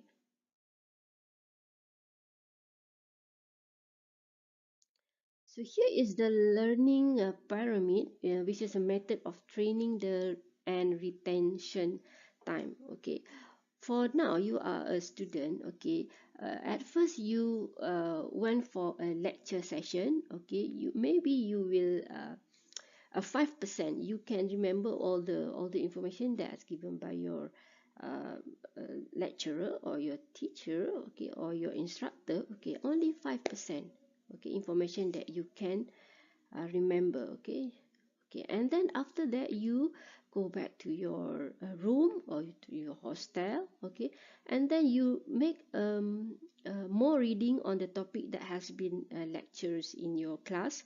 Okay, and then you can get more information, and you can memorize more than the attending the lecture session yesterday, for example. Okay, so after that you go for the audio visual. Okay, let's say you want to know more about the topic, and then you go Googles, or you watch the recorded video lectures. Okay, and then you will get more easy to remember. Okay, audio and visual. You listen to the topic, and then you visualize, you visual. Okay, audio visual. Let's say you try to sketch whatever that has been tell by your lecturer. Okay, you make a mind map, for example. Okay, you get a mind map, you draw it in the flow chart. Okay, visual. And at the same time you try to talk about the figure, you try to talk about the flow chart, so it makes you listen to your voice actually. Okay, so that is an audio visual, so it will increase another 10% from the reading okay, last night. Okay, so example. Okay, so and then you do a demonstration. Okay, next week you will have a lab session. Okay, you demonstrate all of the what we call the topic that has been give by your lecturer. Okay, let's say, okay, you demonstrate the topics. Okay, and then it will increase another 10%. Okay, same goes with the discussion. When you come to the lab, and then you discuss with your friends, you discuss with your lecturer, you discuss again with the your demonstrator, your lab assistant, for example. You make a discussion, and also you do the laboratory report, for example. Okay, so it will increase another 20% from the demonstration, from the lab session itself. Okay, you produce a lab report, for example. Okay, or you produce the assignment. Okay, so it will goes for the 50%. Okay, half from the 100% you can get from the discussion. That's why discussion is very important. Okay, and then next another 25% you will get from the practice doing. Okay, let's say after 3 semester, okay, 3 years, okay, you will sit for the what we call practicals. Okay, you go outside and then you do a practical session, and then you practice all of the things that you have learned from the 2 or 3 years in the university. Okay, practice doing means that you can remember, okay, all of the knowledge that you have learned from the university, and after that you teach others. When you enter the working place, okay, after graduation, let's say, okay, you teach others. You perform a work and then you teach your assistant, for example. You teach others students, okay. You teach your friends, okay. You teach your friend, okay. One of your friend asks you, and then you teach, okay. You discuss, and you can get more information, and your information can retain. Okay, this will increase the retention rate of the information that you receive, okay, earlier.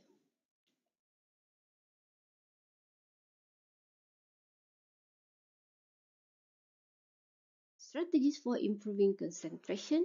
Okay, focusing your attention on what you are doing, that is the concentration.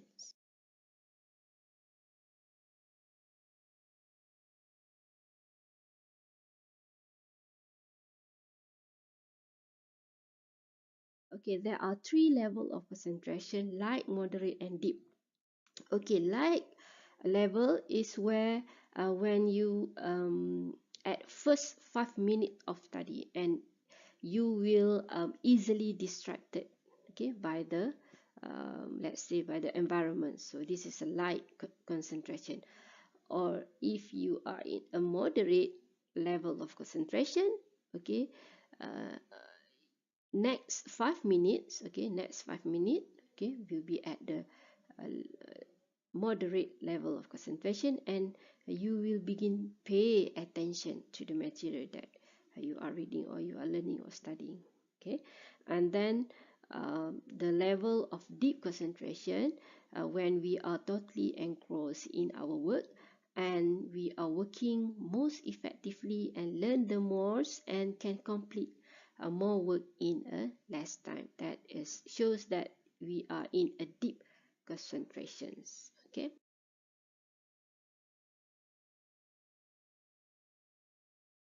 so what is the factor that contribute to poor concentration? Okay, a lack of attention, lack of interest, you feel not the interest, or lack of motivation, okay, demotivate, distraction from others, okay, you get distracted from your friends, you get distracted from your healthy, you get distracted from your handphone, for example. Okay, so uncomfortable environment, okay, uncomfortable environment, for example, you feel not comfort with the hot, okay, classes, okay, there's no aircon, for example, so you feel uncomfortable with the environment, and it will affect your concentration during studies. Okay, physiological matters is more about the body respond to the behavior of or activity of the human. Okay, it's more about the physical, okay, physical response. And then psychological matters is more about the mental or emotional rather than physical. The physiological matters ni is more on the physical matters. Okay, so all of this is the factor that contribute to poor concentration. So how to treat poor concentration? Okay, use motivational and organizational strategies. Okay, means that if you receive information from your lecturer, so how you want to strategize all of the information. Okay, create interest in work. Okay, develop a positive attitude toward your work. Use goal setting strategies and use time management strategies. Okay, this is a very good strategies. Okay, use motivational and organizational strategies. Okay, you must create an interest in work. Okay, you must persuade yourself. Okay, you are very happy to do this work. Okay, you must always positive. Okay, you have a positive attitude toward your work, and always set a goal.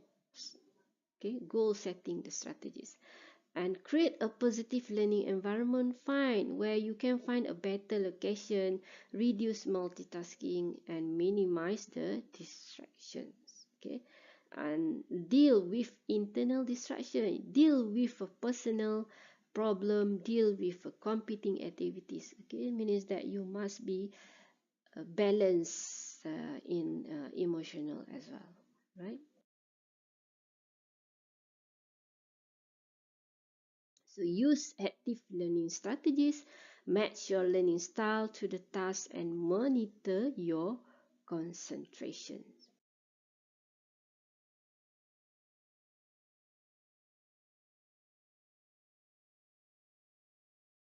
So here is the reading or a study system SQ3R. It is about a survey. Okay, S is for survey, questions, recite, uh, review and read. Okay, 3R is for read, recite, and also review. SQ3R. Okay, a reading comprehension method. Okay, how we want to increase the reading strategies. Okay, therefore we can remember. Okay, we can have and enjoy learning um, moments. Okay, so survey.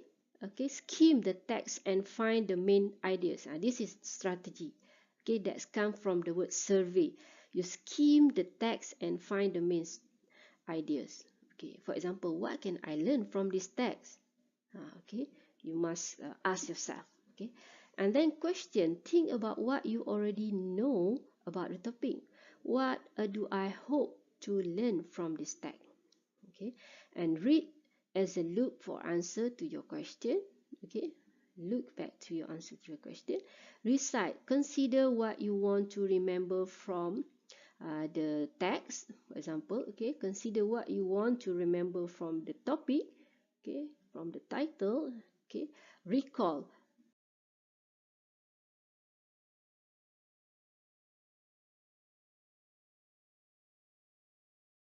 strategy. Okay, that's come from the word survey.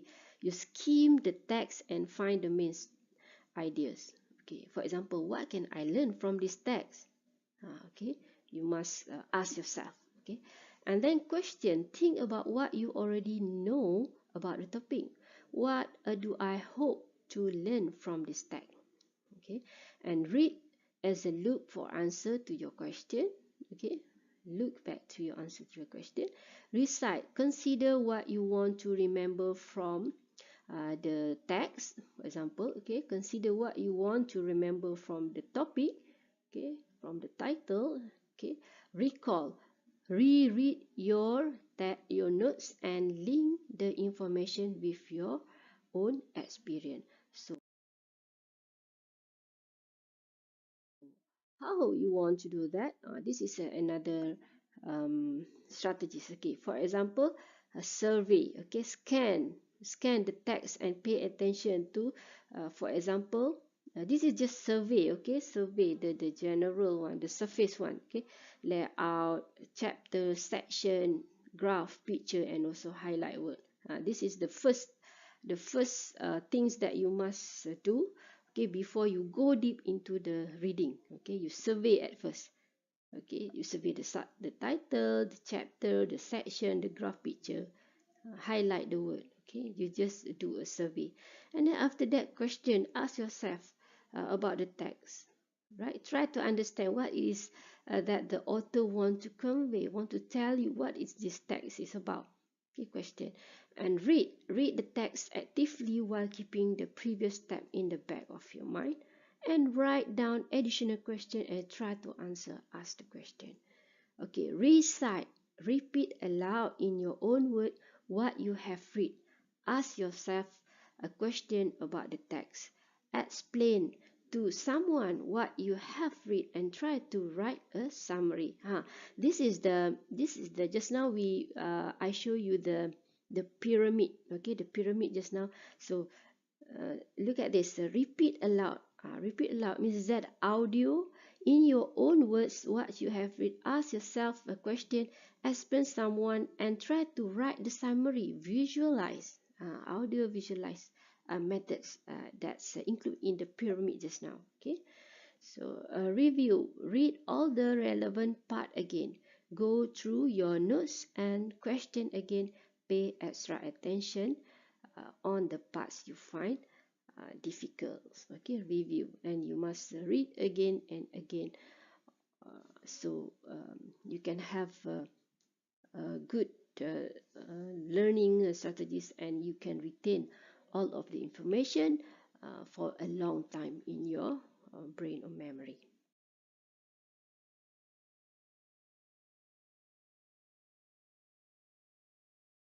In summary, learning is the process of acquiring new understanding, knowledge, behavior, skill, attitude, and also preference. Learning process associate with the memories strategy. Okay, remember, learning process is associated with the memory strategy to improve the retention information and concentration. Okay, by knowing and practice the strategies, we will success in any task given.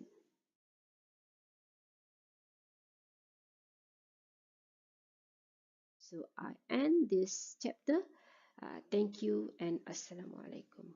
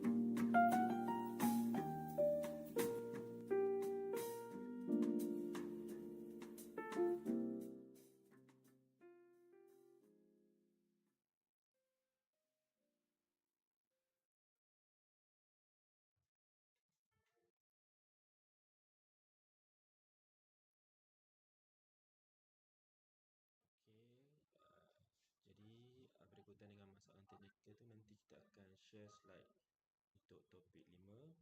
Okay, alright, kita akan continue with the topic 6 by Dr. Siti Nolia Ali. Okay, with the topic title Taking Lecture Notes. Okay, so hopefully you enjoy, and after this we'll be giving the attendance links. Okay, after the sessions end. Okay.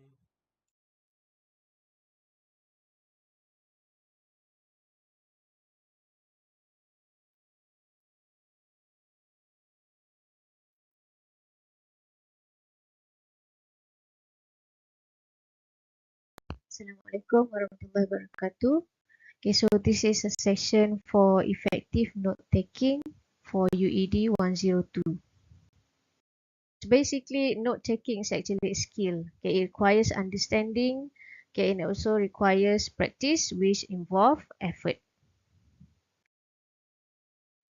So why note taking is considered difficult? Because firstly, spoken language is more diffuse than written, meaning that it's easier to talk, but when you want to write what people has conveyed to you, it's actually difficult. And then the second one, the speaker's organization is not immediately apparent, meaning that it's not easy for you to follow what the speaker is actually talking about. And then immediate feedback seldom occurs. It's very close to impossible, okay, in some cases for you to actually get feedback. And then spoken language is considered quick and does not exist for long. So all these things makes analysis process during note taking process is difficult. Okay, so what is actually the purpose of note taking? Why are you taking notes? Okay, first one, you want to provide a written record for review. Okay, for example, you have a class for today. So when you take notes, you actually want to have a record what you have learned. Okay, and then it actually force the listener to pay attention, because when you want to take note, you actually have to be actively participating in the session. Okay, and then it requires organization. So as I mentioned, the second point here, you have to be actively listening, and you also have to be having a quick thinking lah for you to writing down the notes. Okay, and when you write the notes, actually you have to condense the information, in which you have to have a thorough understanding. So while taking notes, it actually helps you to understand the particular topic. So there are several factors that affect the note-taking process. Okay, we are focusing on the physical factors. Okay, so obviously, where you sit actually plays a role. Okay, so for example, when you sit at the front and the center, okay, you will have a better vision and hearing. So hopefully you will do a better note taking. Okay, and always avoid distraction. Okay, meaning that please avoid the places that can distract you from focusing on taking the notes. Okay, for example, the seat at the doorways. Okay, you are sitting close to the window. Okay, you have high tendency to look out of the class. Okay, and also your peers. So secondly is in terms of material. Okay, so of course when you want to take notes, you need to have pens. Okay, and choose the pens that have the ink that is easier to read. Okay, and always have a reserve. Kadang ink you habis. Okay, so that's why it's mentioned here you need to have at least 2 pens. Okay, and you have paper, white line one, so that it is easier for you to write the notes. It's not going to be too congested. Okay, and you clearly label. Okay, for example, you come for today's class, it's 28th of October, so you write down 28th of October. Okay, so when you going to do the review, you actually can refer or by looking at the dates. Okay, and then make sure you have plenty of blank paper in bag. Maksudnya kalau you nak tulis tu janganlah bawa kertas selai je, memang takkan cukup. Okay, so taking notes ada before, during and also after. So first let's have a look at before you taking notes. Okay, of course you need some preparation. So you have to prepare yourself mentally. Okay, you have to prepare yourself mentally. If you are not mentally prepared, it will be hard for you to write the notes. Okay, and it will be really helpful if you can review your notes and other background materials. Okay, for example, you are coming to a class of chemistry.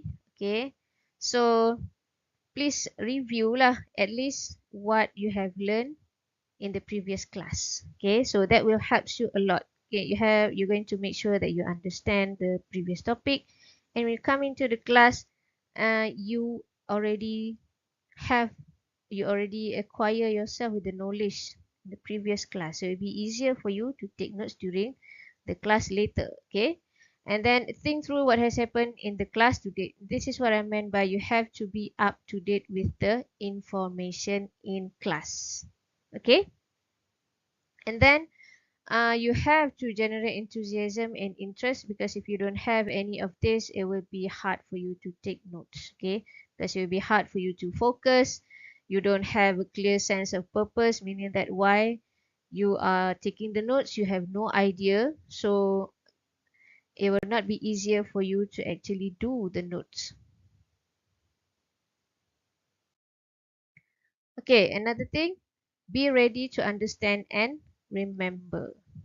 Okay, you have to open your mind. You jangan ada mindset, oh ni benda ni susah lah.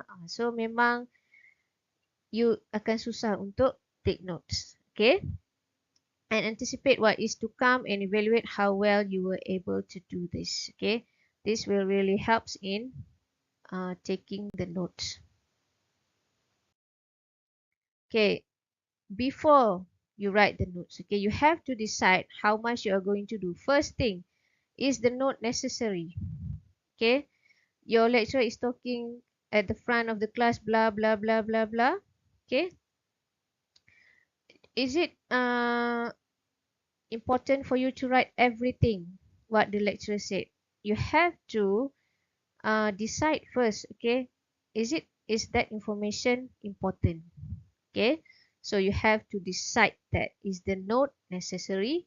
Okay, and because apparently hearing once is not enough.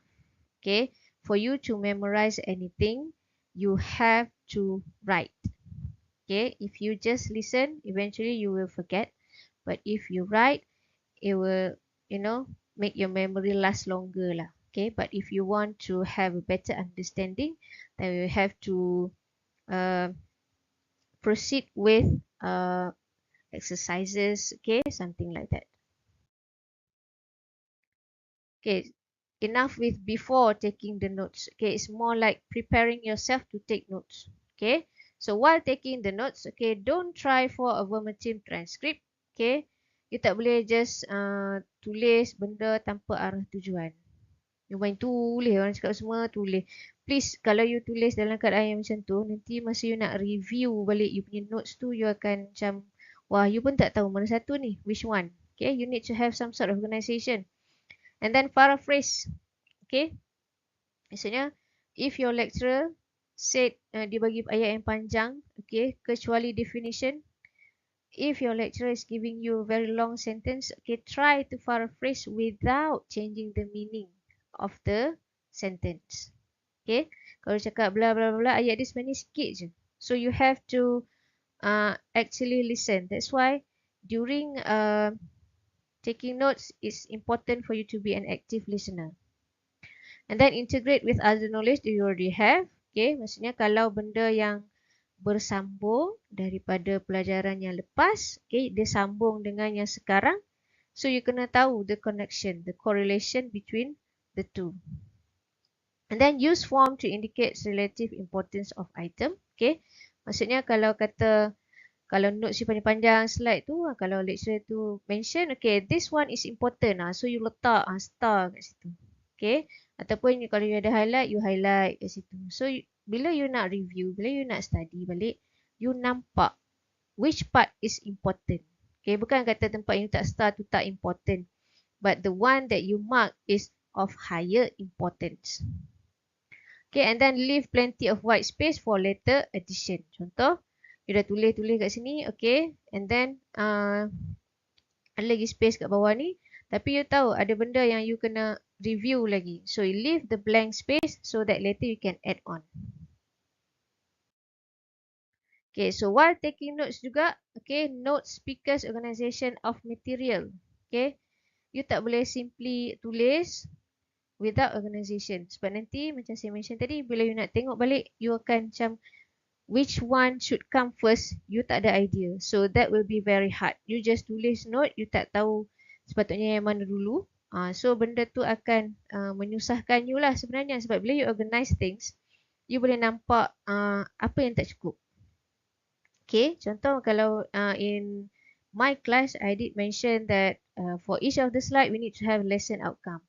So bila ada lesson outcome, you boleh tengok apa yang you sepatutnya tahu, apa yang you sepatutnya tahu dulu, dan apa yang you sepatutnya tahu di hujung sesuatu chapter tu. Jadi benda tu kena ada satu organisation. Kenapa penting? Sebab organisation tu akan membantu you lagi senang untuk ingat. Okay, sebab tu macam contoh kalau kita nak ingat warna pelangi. Okay, kita ada satu cara susun dia supaya kita ingat. Kalau kita sebut cara lain mungkin susah sikit untuk kita ingat. Contoh ni lah. Okay, and then be accurate. Okay, you have to listen carefully. Listen carefully. So if your lecturer is using terms like most of the time, okay, sometime, benda tu you kena pay attention. Okay, sebab kalau orang sebut sometimes tu maksudnya this is not applicable for all occasion. So you tak boleh simply kata, oh kalau soalan keluar macam ni jawapan dia, bukan. Okay, sebab term yang digunakan adalah sometimes. So you have to pay attention on this qualifying words. Okay, still in while taking notes, okay, be an aggressive, not a passive listener, in which if you have any question, straight away ask if you are permitted. Okay, janganlah straight terus tanya. You raise your hand. Okay, madam, can I ask something? Okay, so straight away solve it during that time. If you are not allowed to ask question, at least you write down the question in your notes. So later you can refer. If you still cannot obtain the answer, you can, maybe schedule for an appointment with your lecturer. Okay, and then develop a system of mechanics. Okay, always, ini benda yang orang kata nak mencepatkan lah. Jot down words or phrases, not entire sentences. Kalau you nak salin all the sentences, memang you kerja you dalam kelas, you akan salin je. You salin, tapi benda tu not an effective note taking. Kita bercakap tentang effective note taking. Okay, so kita nak, kalau kita buat notes tu, benda tu useful, benda tu boleh difahami, benda tu membantu you masa study. Okay, dah before, while, now, after taking notes. Okay, you dah ada notes sekarang ni. What you have to do? You have to review your notes. Okay, you have to review your notes. Sebab we tend to forget 50% of what we hear immediately. Okay, and another 2 months you akan, another 25% hilang. So what's left is just another 25%. So kalau kata you belajar pada minggu pertama, you tunggu minggu ke-6 baru you nak review balik you punya notes, I can guarantee you dah lupa most of the things. So you have to review and reword your notes as soon as possible. Sebab masa dalam kelas tu, you tulis pun caca merba, you asalkan faham je kan. So sekarang you nak guna benda tu untuk bantu you study. Of course, you kena buat dia bagi jadi tersusun, bagi dia mudah difahami. So, you have to review as soon as possible. Okay, so bila you check awal, at least kalau ada benda yang macam you tengok yang macam pelik je, macam salah je, so you boleh betulkan awal. Okay, and consider benda tu sebagai satu benda yang dalam you punya schedule. Okay, so maksudnya kalau macam contoh hari ni kelas pukul 9.11 for example. Okay, so on that day you kena pastikan you dah review you punya notes. Kalau tak, macam graf tadi, okay, you nampak dia semakin hilang, you punya memory semakin hilang. Okay, and bila you dah review lebih awal, selain daripada you boleh detect if there's any problems, if there's any mistakes, okay, you boleh juga susun information yang you ada tu lah. Sebab saya mention tadi lah, organisation aids in memory. So tadi kan ada juga saya mention yang kalau you ada soalan, you boleh jot down dalam notes. So kalau sambil you review notes tu, oh sebenarnya dah ada dah jawapan dalam tu. So it's done. It's being solved already. Okay. And you can actually write a brief summary of the event. Kan you dah belajar, okay, bla bla bla bla bla. Dalam kelas pun ada banyak latihan semua. And then bila you dah buat semua ni, you dah faham semua tu, you boleh buat satu summary pendek untuk pelajaran itu sahaja. So benda ni lah sebenarnya yang you kata, oh yang banyak-banyak ni nak tahu yang ni sahaja. So that will helps you in understanding.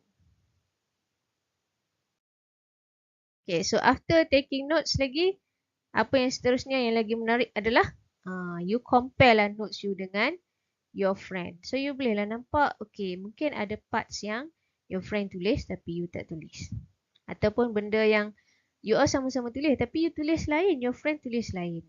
From that, you can actually have some discussion. So kalau ada apa yang tersalah ke apa semua tu, kita dah boleh settle dengan cepatnya. Okay, so you can also practice skill that you wish to develop. Mungkin sebelum ni kan you tulis lambat. Tapi bila you dah biasa dengan taking notes ni, you dah start tulis dengan cepat and your brain also function faster. So that will help you a lot in class. Okay, so sembang-sembang pasal notes. Okay, how to write the notes lah semua. So, no, the effect of why you write the notes. Okay, bila nak tulis notes. Okay, it can happen during before, while, and also after. So kalau kita cakap pasal kelas, before you masuk kelas, while you are in class, and also after class. Okay. So there are actually lots of methods of note taking. So what we are trying to introduce to you is this Cornell note taking. Okay. So this is like a piece of paper. So let's say the dimension is like this. So you divide your paper into 3 columns. Okay. You have the note taking area, which takes up the highest area lah. Okay. Sebab you nak tulis banyak benda di sini.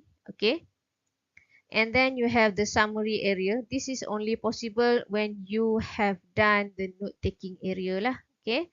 And of course, you need to have the Q column or the question column. How are these 3 things related? Okay. Q column is where you write the question.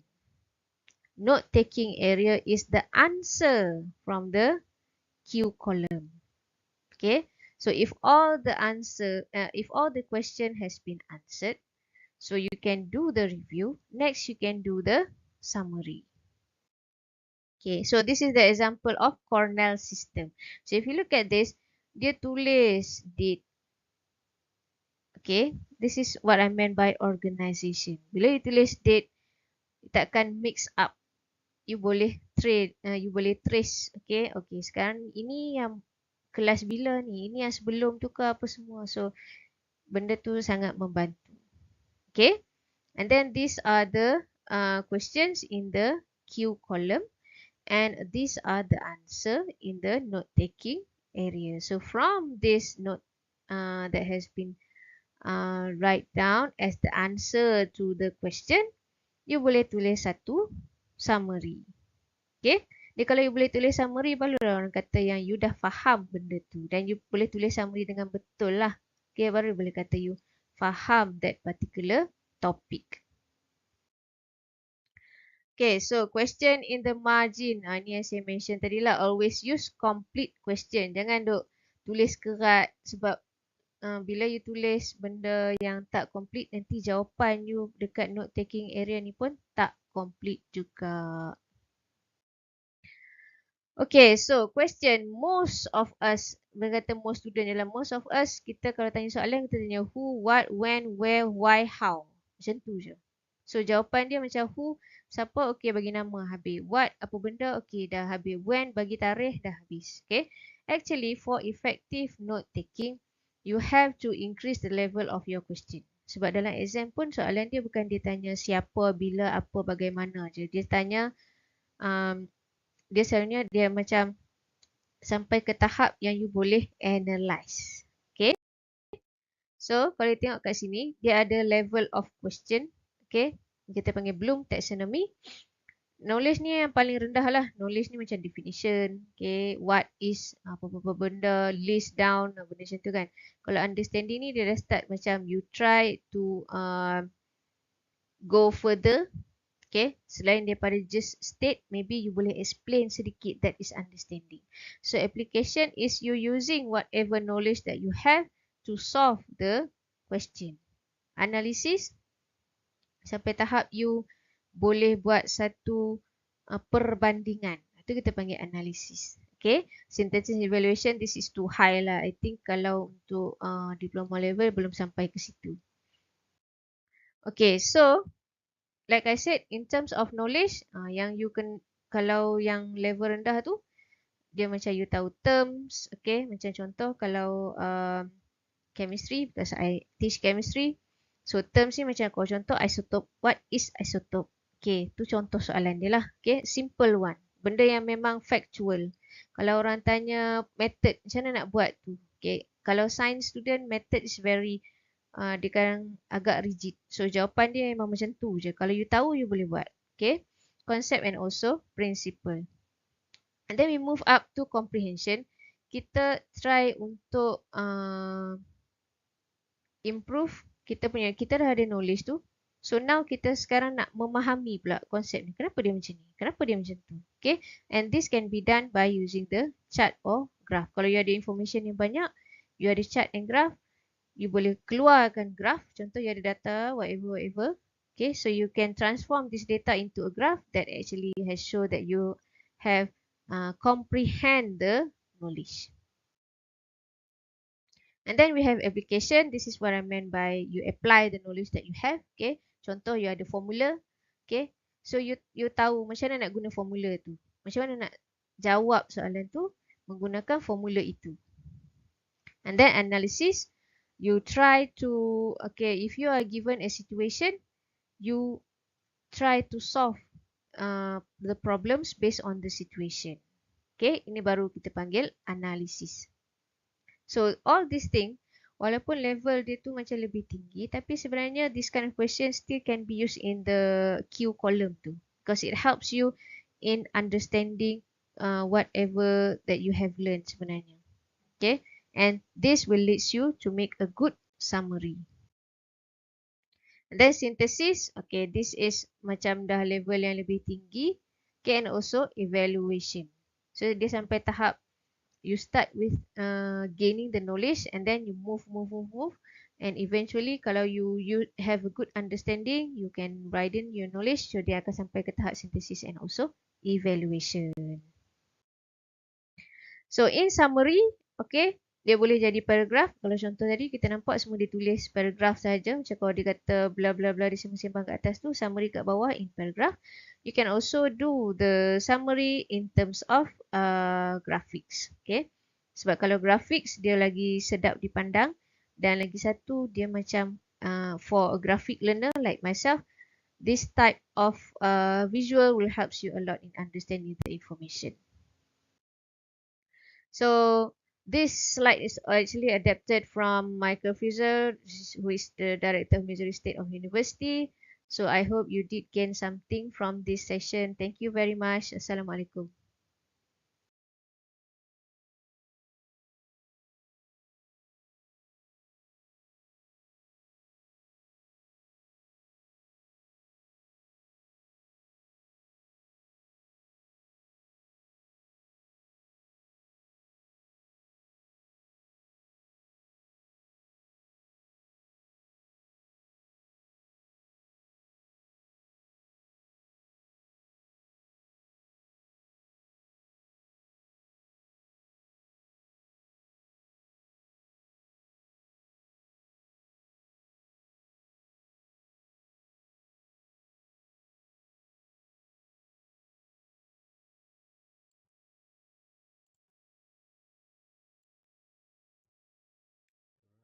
Okay, so thank you, Dr. Siti Nolia, okay, for sharing session for the topic taking lecture notes. Okay, next we go with the Dr. Ahmad Suhai. Kazali with the topic, last topic, okay, I think academic integrity and performance. Okay, so enjoy.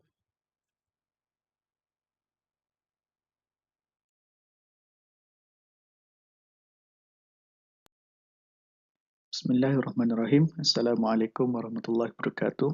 And hello everyone. I am Dr. Suhail, and now we will discuss the final topic of this course, which is academic integrity and performance. Okay, when we talk about academic integrity, one of the main subjects that should come into your mind is plagiarism. But there are other forms of cheating that you should never do in academics. But for now, we will discuss only about plagiarism, what what constitute as plagiarism, and how not to plagiarize. I will also share some tips and examples of how you can avoid plagiarism. So, plagiarism, as you can see in the slide, it can be defined as an act of using or closely imitating the language or thoughts of another author without authorization, and the representation of the author's work as one's own, as by not crediting the original author. So this is a pretty lengthy definition, but in short, what plagiarism means is that it is when a person copy and present the idea, language, design, or anything from someone else without giving the credit to the rightful owner. And there are two main components of plagiarism that I highlight here. The first one is copy and present um, someone else's work as your own, and then secondly, without giving credit to the owner. And these are the two things that you must never do in your academic work. Okay, now I hope everyone is clear on the definition of plagiarism. So now let's take a look at what are the things that we can consider as plagiarism. So the first one is when you or someone turn in someone else's work as your own, meaning that this is basically like you steal someone else's lab report or thesis and then submit them as your own. So this is a complete no-no, meaning that you can never do this. Okay. The second thing that can be considered as plagiarism is when you copy words or ideas from someone else without giving the proper credit. So this is basically very similar to the definition of plagiarism. So even if you change the words by using the synonym function in Microsoft Office, but the sentence structure um, and most of the sentence are still similar to the original source, then that is still considered as plagiarism. Okay, so the third thing is that in some cases you are actually allowed to copy the source verbatim, meaning that you can copy the source word by word, and you have to put this as a quotation, but you need to do this properly, and you put those words or phrase in quotation marks. Then that will be considered as plagiarism. The fourth thing is that this is a common type of plagiarism, which is phantom reference. So phantom reference is when someone gives an incorrect information on the source, which makes it impossible to trace back to the original work. Okay, so phantom reference also refers to fabricated reference, or you created a non-existent references. So this is actually pretty common, and I hope all of you do not do this, especially for FYP and DRP, for final year project or DRP or lengthy essay assignment. Okay, lastly is even if when you copy so many words or sentences um, or ideas from one or multiple sources, if the similarity percentage is more than 30%, so in UITM, that will be considered as plagiarism, even if you give the proper citation. Okay, so if you copy so many words or ideas and that is more than 30%, then that will be considered as plagiarism, but less than 30% is still acceptable. And this is actually for UITM. So again, in UITM as long as the similarity index is less than 30% based on original score. So this is the software that we use here, the current software that we use here in UITM. So if it is less than 30%, then your work is not considered as plagiarism. So you need to ask your lecturer regarding original, but this software is actually very simple. All you have to do is you just have to submit your work to your lecturer's original email address. So you ask your lecturer the email address that you have to submit your work, and then you send the email, and then original will create a similarity report, and then that report will be sent to your lecturer, and then there will be a percentage and so on. Okay, so then what happens if you are caught plagiarizing others' work? Okay, that will actually, there's consequences uh, of committing plagiarism will be dependent on your lecturer, but the penalties can range from mark deduction all the way to suspension. And for this 30% score, it will apply to all academic works in UITM, including defense proposal, final year project, coursework, lab report, essay, and so on. Okay, so again, please do not commit plagiarism, and then make sure the similarity index is less than 30% for any of your coursework. All right, now we will see how we can prevent or avoid plagiarism. So first of all, you have to plan your assignment or your paper or your work. And for planning, the first thing you should do is, if you have any problem or any doubt, you should consult your lecturer or instructor, because they should know what to do and what is considered as plagiarism and what is not considered as plagiarism. Okay. Second, you have to plan your paper, and by planning your paper, you have to decide what which statement or which information requires citation. Not all sentences or statement require citation. For example, a well-known fact, for a well-known fact, you don't have to put a reference for a well-known fact.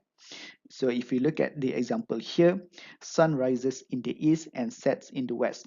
This statement, this fact, everyone knows about this.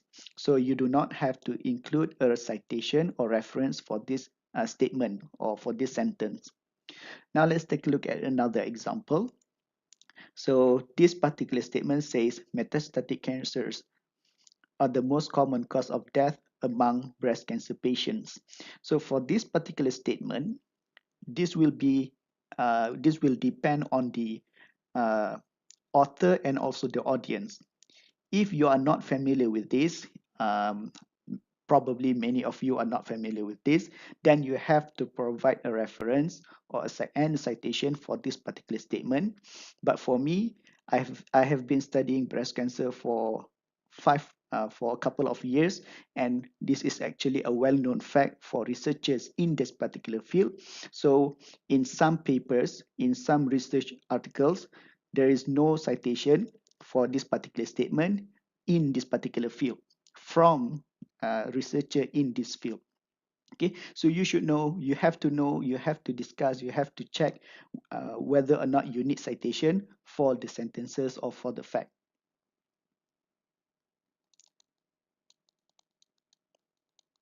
Okay, the third thing that next, when you plan your paper, you should balance your own information with others' information. It cannot be solely others' information. You cannot just collect all the information from others and then use those in your work. Okay, so what you can do is that you can introduce your idea, you can use information from others to support your idea. So that is how you balance your information with the others. And it can also work the other way, where you first introduce the ideas or information from others, but then you explain or combine the idea from others with your own words or with your own idea. You explain with your own words or you combine with your own idea. So that is what you should do when you plan your paper. in terms of the information. Okay.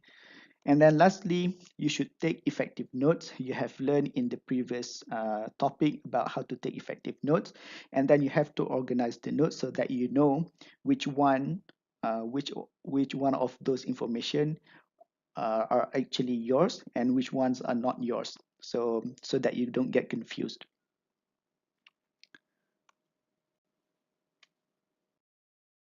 All right. After you carefully plan your work, now let's write your work and still avoid plagiarism. So the first thing that you have to do is you have to cite your sources. And if you include a short quotation, for example, from a speech, you have to put the quotation in the quotation marks. Okay, this is the quotation marks. You have to put them in between these quotation marks. And for quotation, this is actually quite rare, but you can still use it. Again, you can still copy word by word for quotation, but again, it should be quite short. You cannot quote a whole paragraph. Okay, so it should be a simple sentence or poem or something unique phrase. And usually for quotation, this is a saying from someone famous or reputable. Okay, again, so you can actually quote something word by word, but you have to put them in quotation mark.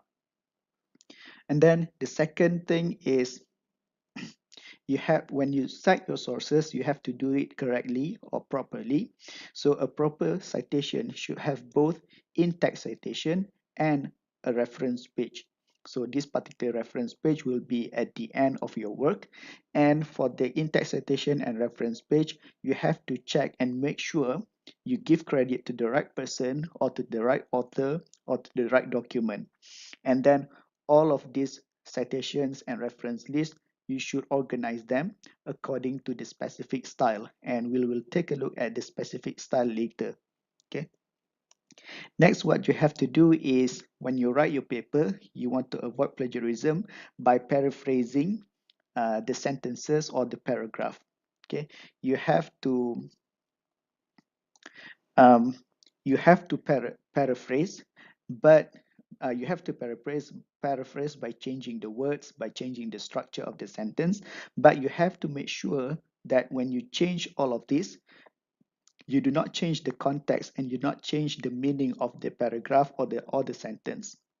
The meaning and the context of the sentence or information should still be the same. Okay, so for this thing, most of the time students will just use the synonym function in Microsoft Office. And a lot of time this does not work. Okay, and I will show you an example when this does not work and when it does work. So just changing the synonym will not work most of the time. And even so, after you're done with paraphrasing, you will still need to include the in-text citation and also the reference at the in the reference page. So you still need to cite properly even if you paraphrase the information or the sentence or the paragraph. Okay, the next thing that you have to do is after you're done with the citation and everything, you have to check all your sources. Okay, you have to make sure all the reference all the reference you have to make sure the reference is still valid, meaning that when if you have link, the link is not broken, the author is spelled correctly, the title of the article is still correct, and so on. Okay, so you have to make sure everything is correct, because the reference accuracy is actually your responsibility. You as the author, you as the owner of this particular work should be responsible for the accuracy of your reference. Okay, the last thing that you have to do when you're writing your paper is at the end of your work, you have to include a reference page. So this is the same, this is applicable to DRP, defense proposal, to FYP, final year project, to coursework, to lab report, to essay, and so on. So this is actually required. The number of the reference will be dependent on the rubric. So check the rubric, how many reference that you need, how many citations you need. Okay, but you have to have this at the end of your work. And like I said before, there are several styles of referencing, and the common ones are APA, MLA, and Chicago. But in UITM, we only use APA. So you can go to this particular website to learn about APA style. But um, the easier way is for you to just use these two software, EndNote and Mendeley. You can ask from the library, from our library, about this particular software, and I believe they also have like a training module on this particular softwares, on these two software. Or you can use this you can use online APA citation generator. For example, you can, if you click on this link, you will go to a website that can help you to create both citation generator. Okay, now I'm going to give some of my tips on paraphrasing. Again, a lot of times students just change the just use the synonym, and that again does not work. I will show you the example after at the end of this slide. But so the first tip that I can give you is that first you have to read the whole paragraph, or maybe 2 or 3 sentences together. And if they are on the same subject, you can combine them into one sentence, one short sentence. And that is one way of paraphrasing. Or if or if you're reading a very long sentence, you can split it into 2 or 3 sentences. Okay, so that's the first tip that I can give you. The second one is that um, you can try to rearrange the sentence structure. Okay, so when you rearrange the sentence structure, combine with and you combine that with changing the words, that will help you to avoid plagiarism. Okay, so this example here, this is one example of what I meant by rearranging the sentence structure. So if you look at the first sentence here, it says, I was so happy that I passed the exam because I studied hard. So when you want to rearrange this particular sentence, you can do it like this. Because I studied hard, I passed the exam, and I was so happy. Okay, so this is actually still considered as plagiarism because most of the words, okay, I think maybe all of the words, they are still from the original source, which is this top one here. But then I just want to show you this change of the sentence structure. Okay, I hope you're clear on that one. Okay, the next tip is that you can change numbers into words and vice versa, meaning that, for example, here you can see 25% is actually equivalent to a quarter or 1/4. So instead of writing 25%, you can change that to a quarter of something, or one fourth or something, and then similar with 50% and 75%. So the numbers you can change to words, and the words you can change to numbers. Okay. Okay, last one, you can still use synonym. Again, I want to remind you that this does not work most of the time. You can use synonym, and you can combine with the sentence structure rearrangement to avoid plagiarism. But again, changing just the synonym will not work most of the time. So let's take a look at the example down here. So the word start and begin, they are synonymous. So they you can they have similar meaning. But if you look here, the first sentence here, to start a keyless car, apply the brake and press the start and stop button. So that is the first sentence, the original sentence. But if you just use synonym on the red words here, uh, if you click start, if you try to if you use synonym on start, word one of the words that may come up is begin.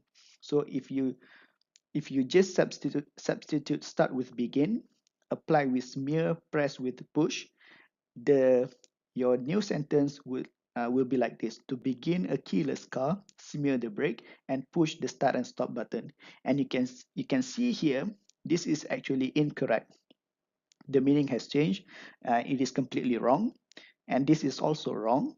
But then this is still correct. Okay, so when you just use synonym, it may work, but most of the time it doesn't work. Okay, so I just want to remind you this again because I've seen this a lot.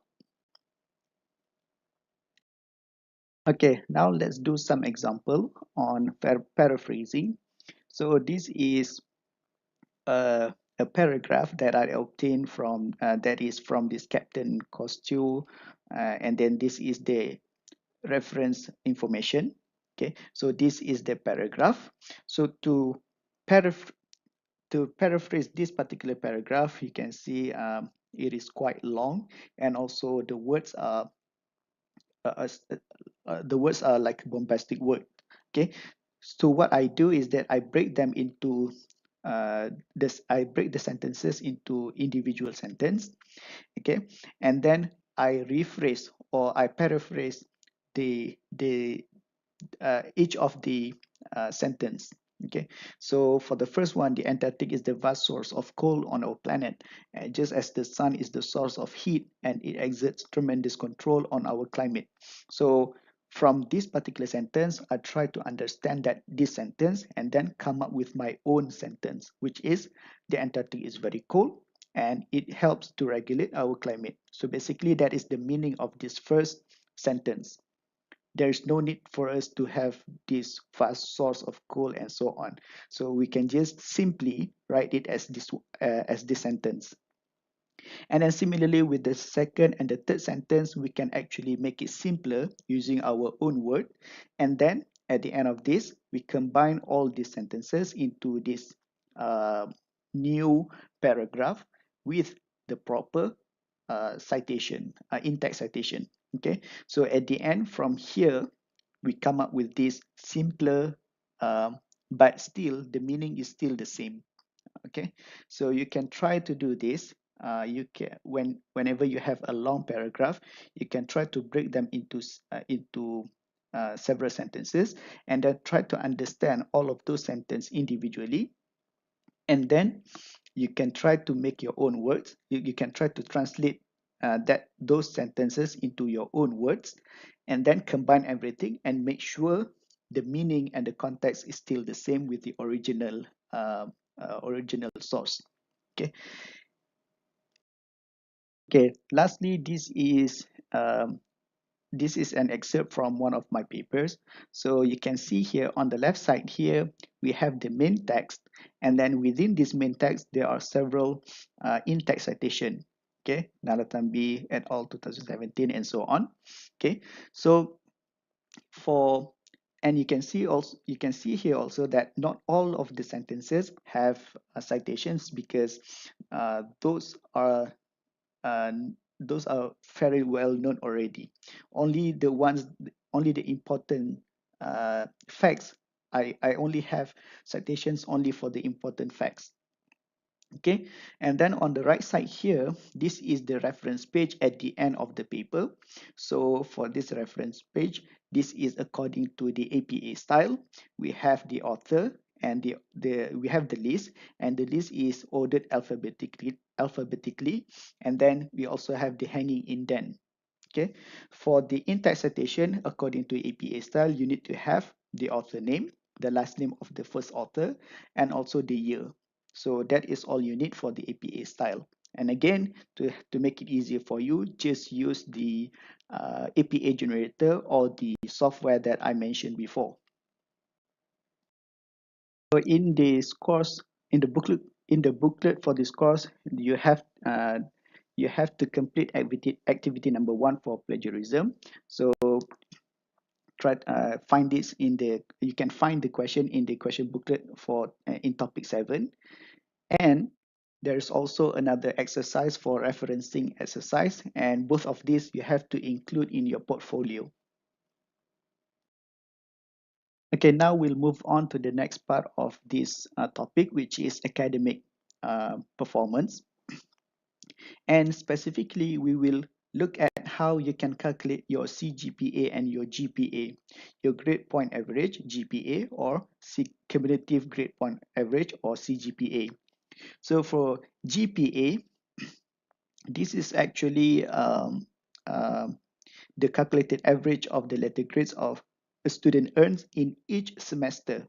And this will be according to 0 to 4.0 scale, to this 4.0 scale. And then for CGPA, this is the overall GPA that you'll get after you graduate. You as a student should strive for excellence, and you should set a GPA target for each semester. You should set what you want to earn at the end of each semester, and also at the end of your study, which is when you graduate. Okay, so to calculate GPA, first you need to convert your letter grade. So let's say you get a B or an A or whatever according to this table here. You convert them to 4.0 scale, to this numerical value here.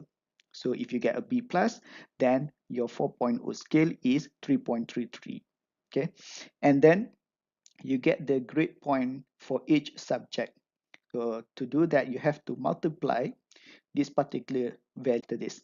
Okay, so you get the grade point for each subject, and then you calculate the total grade point for that semester, meaning that you have to add all the grade points for all subjects in that particular semester. And then you calculate all the credit for that particular to get the GPA for that particular semester. And this will be easier when we look at the example in the next slide. Okay, so here is an example.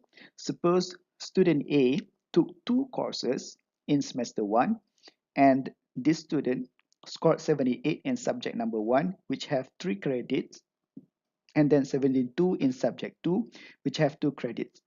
So the first thing that we have to do is, so to calculate the GPA, the first thing that we have to do is we have to convert this particular number, this particular score, to 4.0 scale. Okay, so 78 is equivalent to 3.67, or A minus is equivalent to 3.67, and then 72 is down here, which is B plus, and that is equivalent to 3.33. So for subject 1, the student get 3.67, and for subject 2, the student get 3.33. And then you want to calculate the grade point for each of the subjects, and then the total grade point for this particular semester. So again, to calculate the grade point, you have to multiply the numerical scale 3.67 times the credit. So subject 1 is a 3 credit subject, so 3.67 times 3, and then for subject 2, which is 3.33 times 2 credits, and then you add them up together, you'll get 17.67 total grade point for this particular, for semester 1 for student A. And then you get the total credit for semester 1, which is 3 plus 2, which is 5. And then to get the GPA, you divide 17.67 with 5, and you'll get the GPA for student A in semester 1 is 3.53. Suppose student A completed 3 subjects in semester 2 and earned a GPA of 3.7 from 10 credits. Okay, so in semester number 2, this particular student took three subjects, and then he got 3.7, and then for the 3 subjects, the total credit is 10. So to calculate CGPA for semester 1 and semester 2, what you have to do is you have to get the total grade point for semester 2, which is 3.7 times 10, you get 37, and then total credit for semester 2 is 10. So you sum up the total grade point for semester 1 and semester 2, which is 17.67 plus 37, and you add up the credit hours from semester 1 and semester 2, which is 15, and when you divide these two, you will get the CGPA for student A for semester 1 and semester 2, which is 3.64. Okay, so okay, you have to complete another activity for topic number 7, and for this particular activity, you have to calculate the GPA and CGPA, and you also have to set your target for this semester and for the next semester. And for this particular activity, you have to put the academic status, and to do this, you have to refer to Peraturan Academic, to the book Peraturan Akademik Diploma and Sarjana Muda UiTM Pindaan 2021. And in page number 26, you can see you can get the academic status after you get the CGPA for after you completed the calculation. Okay, that is all from me for this particular topic. Now we can open the floor for question. So if you have any question, you can just ask me.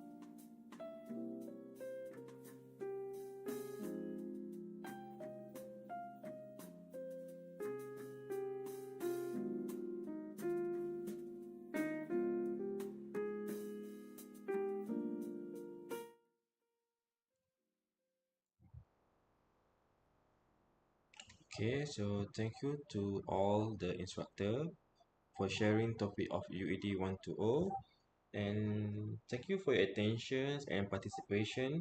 Okay, sorry for any inconvenience. Yang mana slide topik file tu, yang mana sangkut-sangkut tu kita akan share kepada semua pelajar lah. Okay, I think that's all for today. Alright, so please remember to fill the attendance by the given link. Okay, so please make sure you do your task as given by the all instructor. Okay, I think this is end our session. Okay, so I end this session by wabillahi taufiq wa hidayah. Wassalamualaikum warahmatullahi wabarakatuh. Okay, thank you for your attention.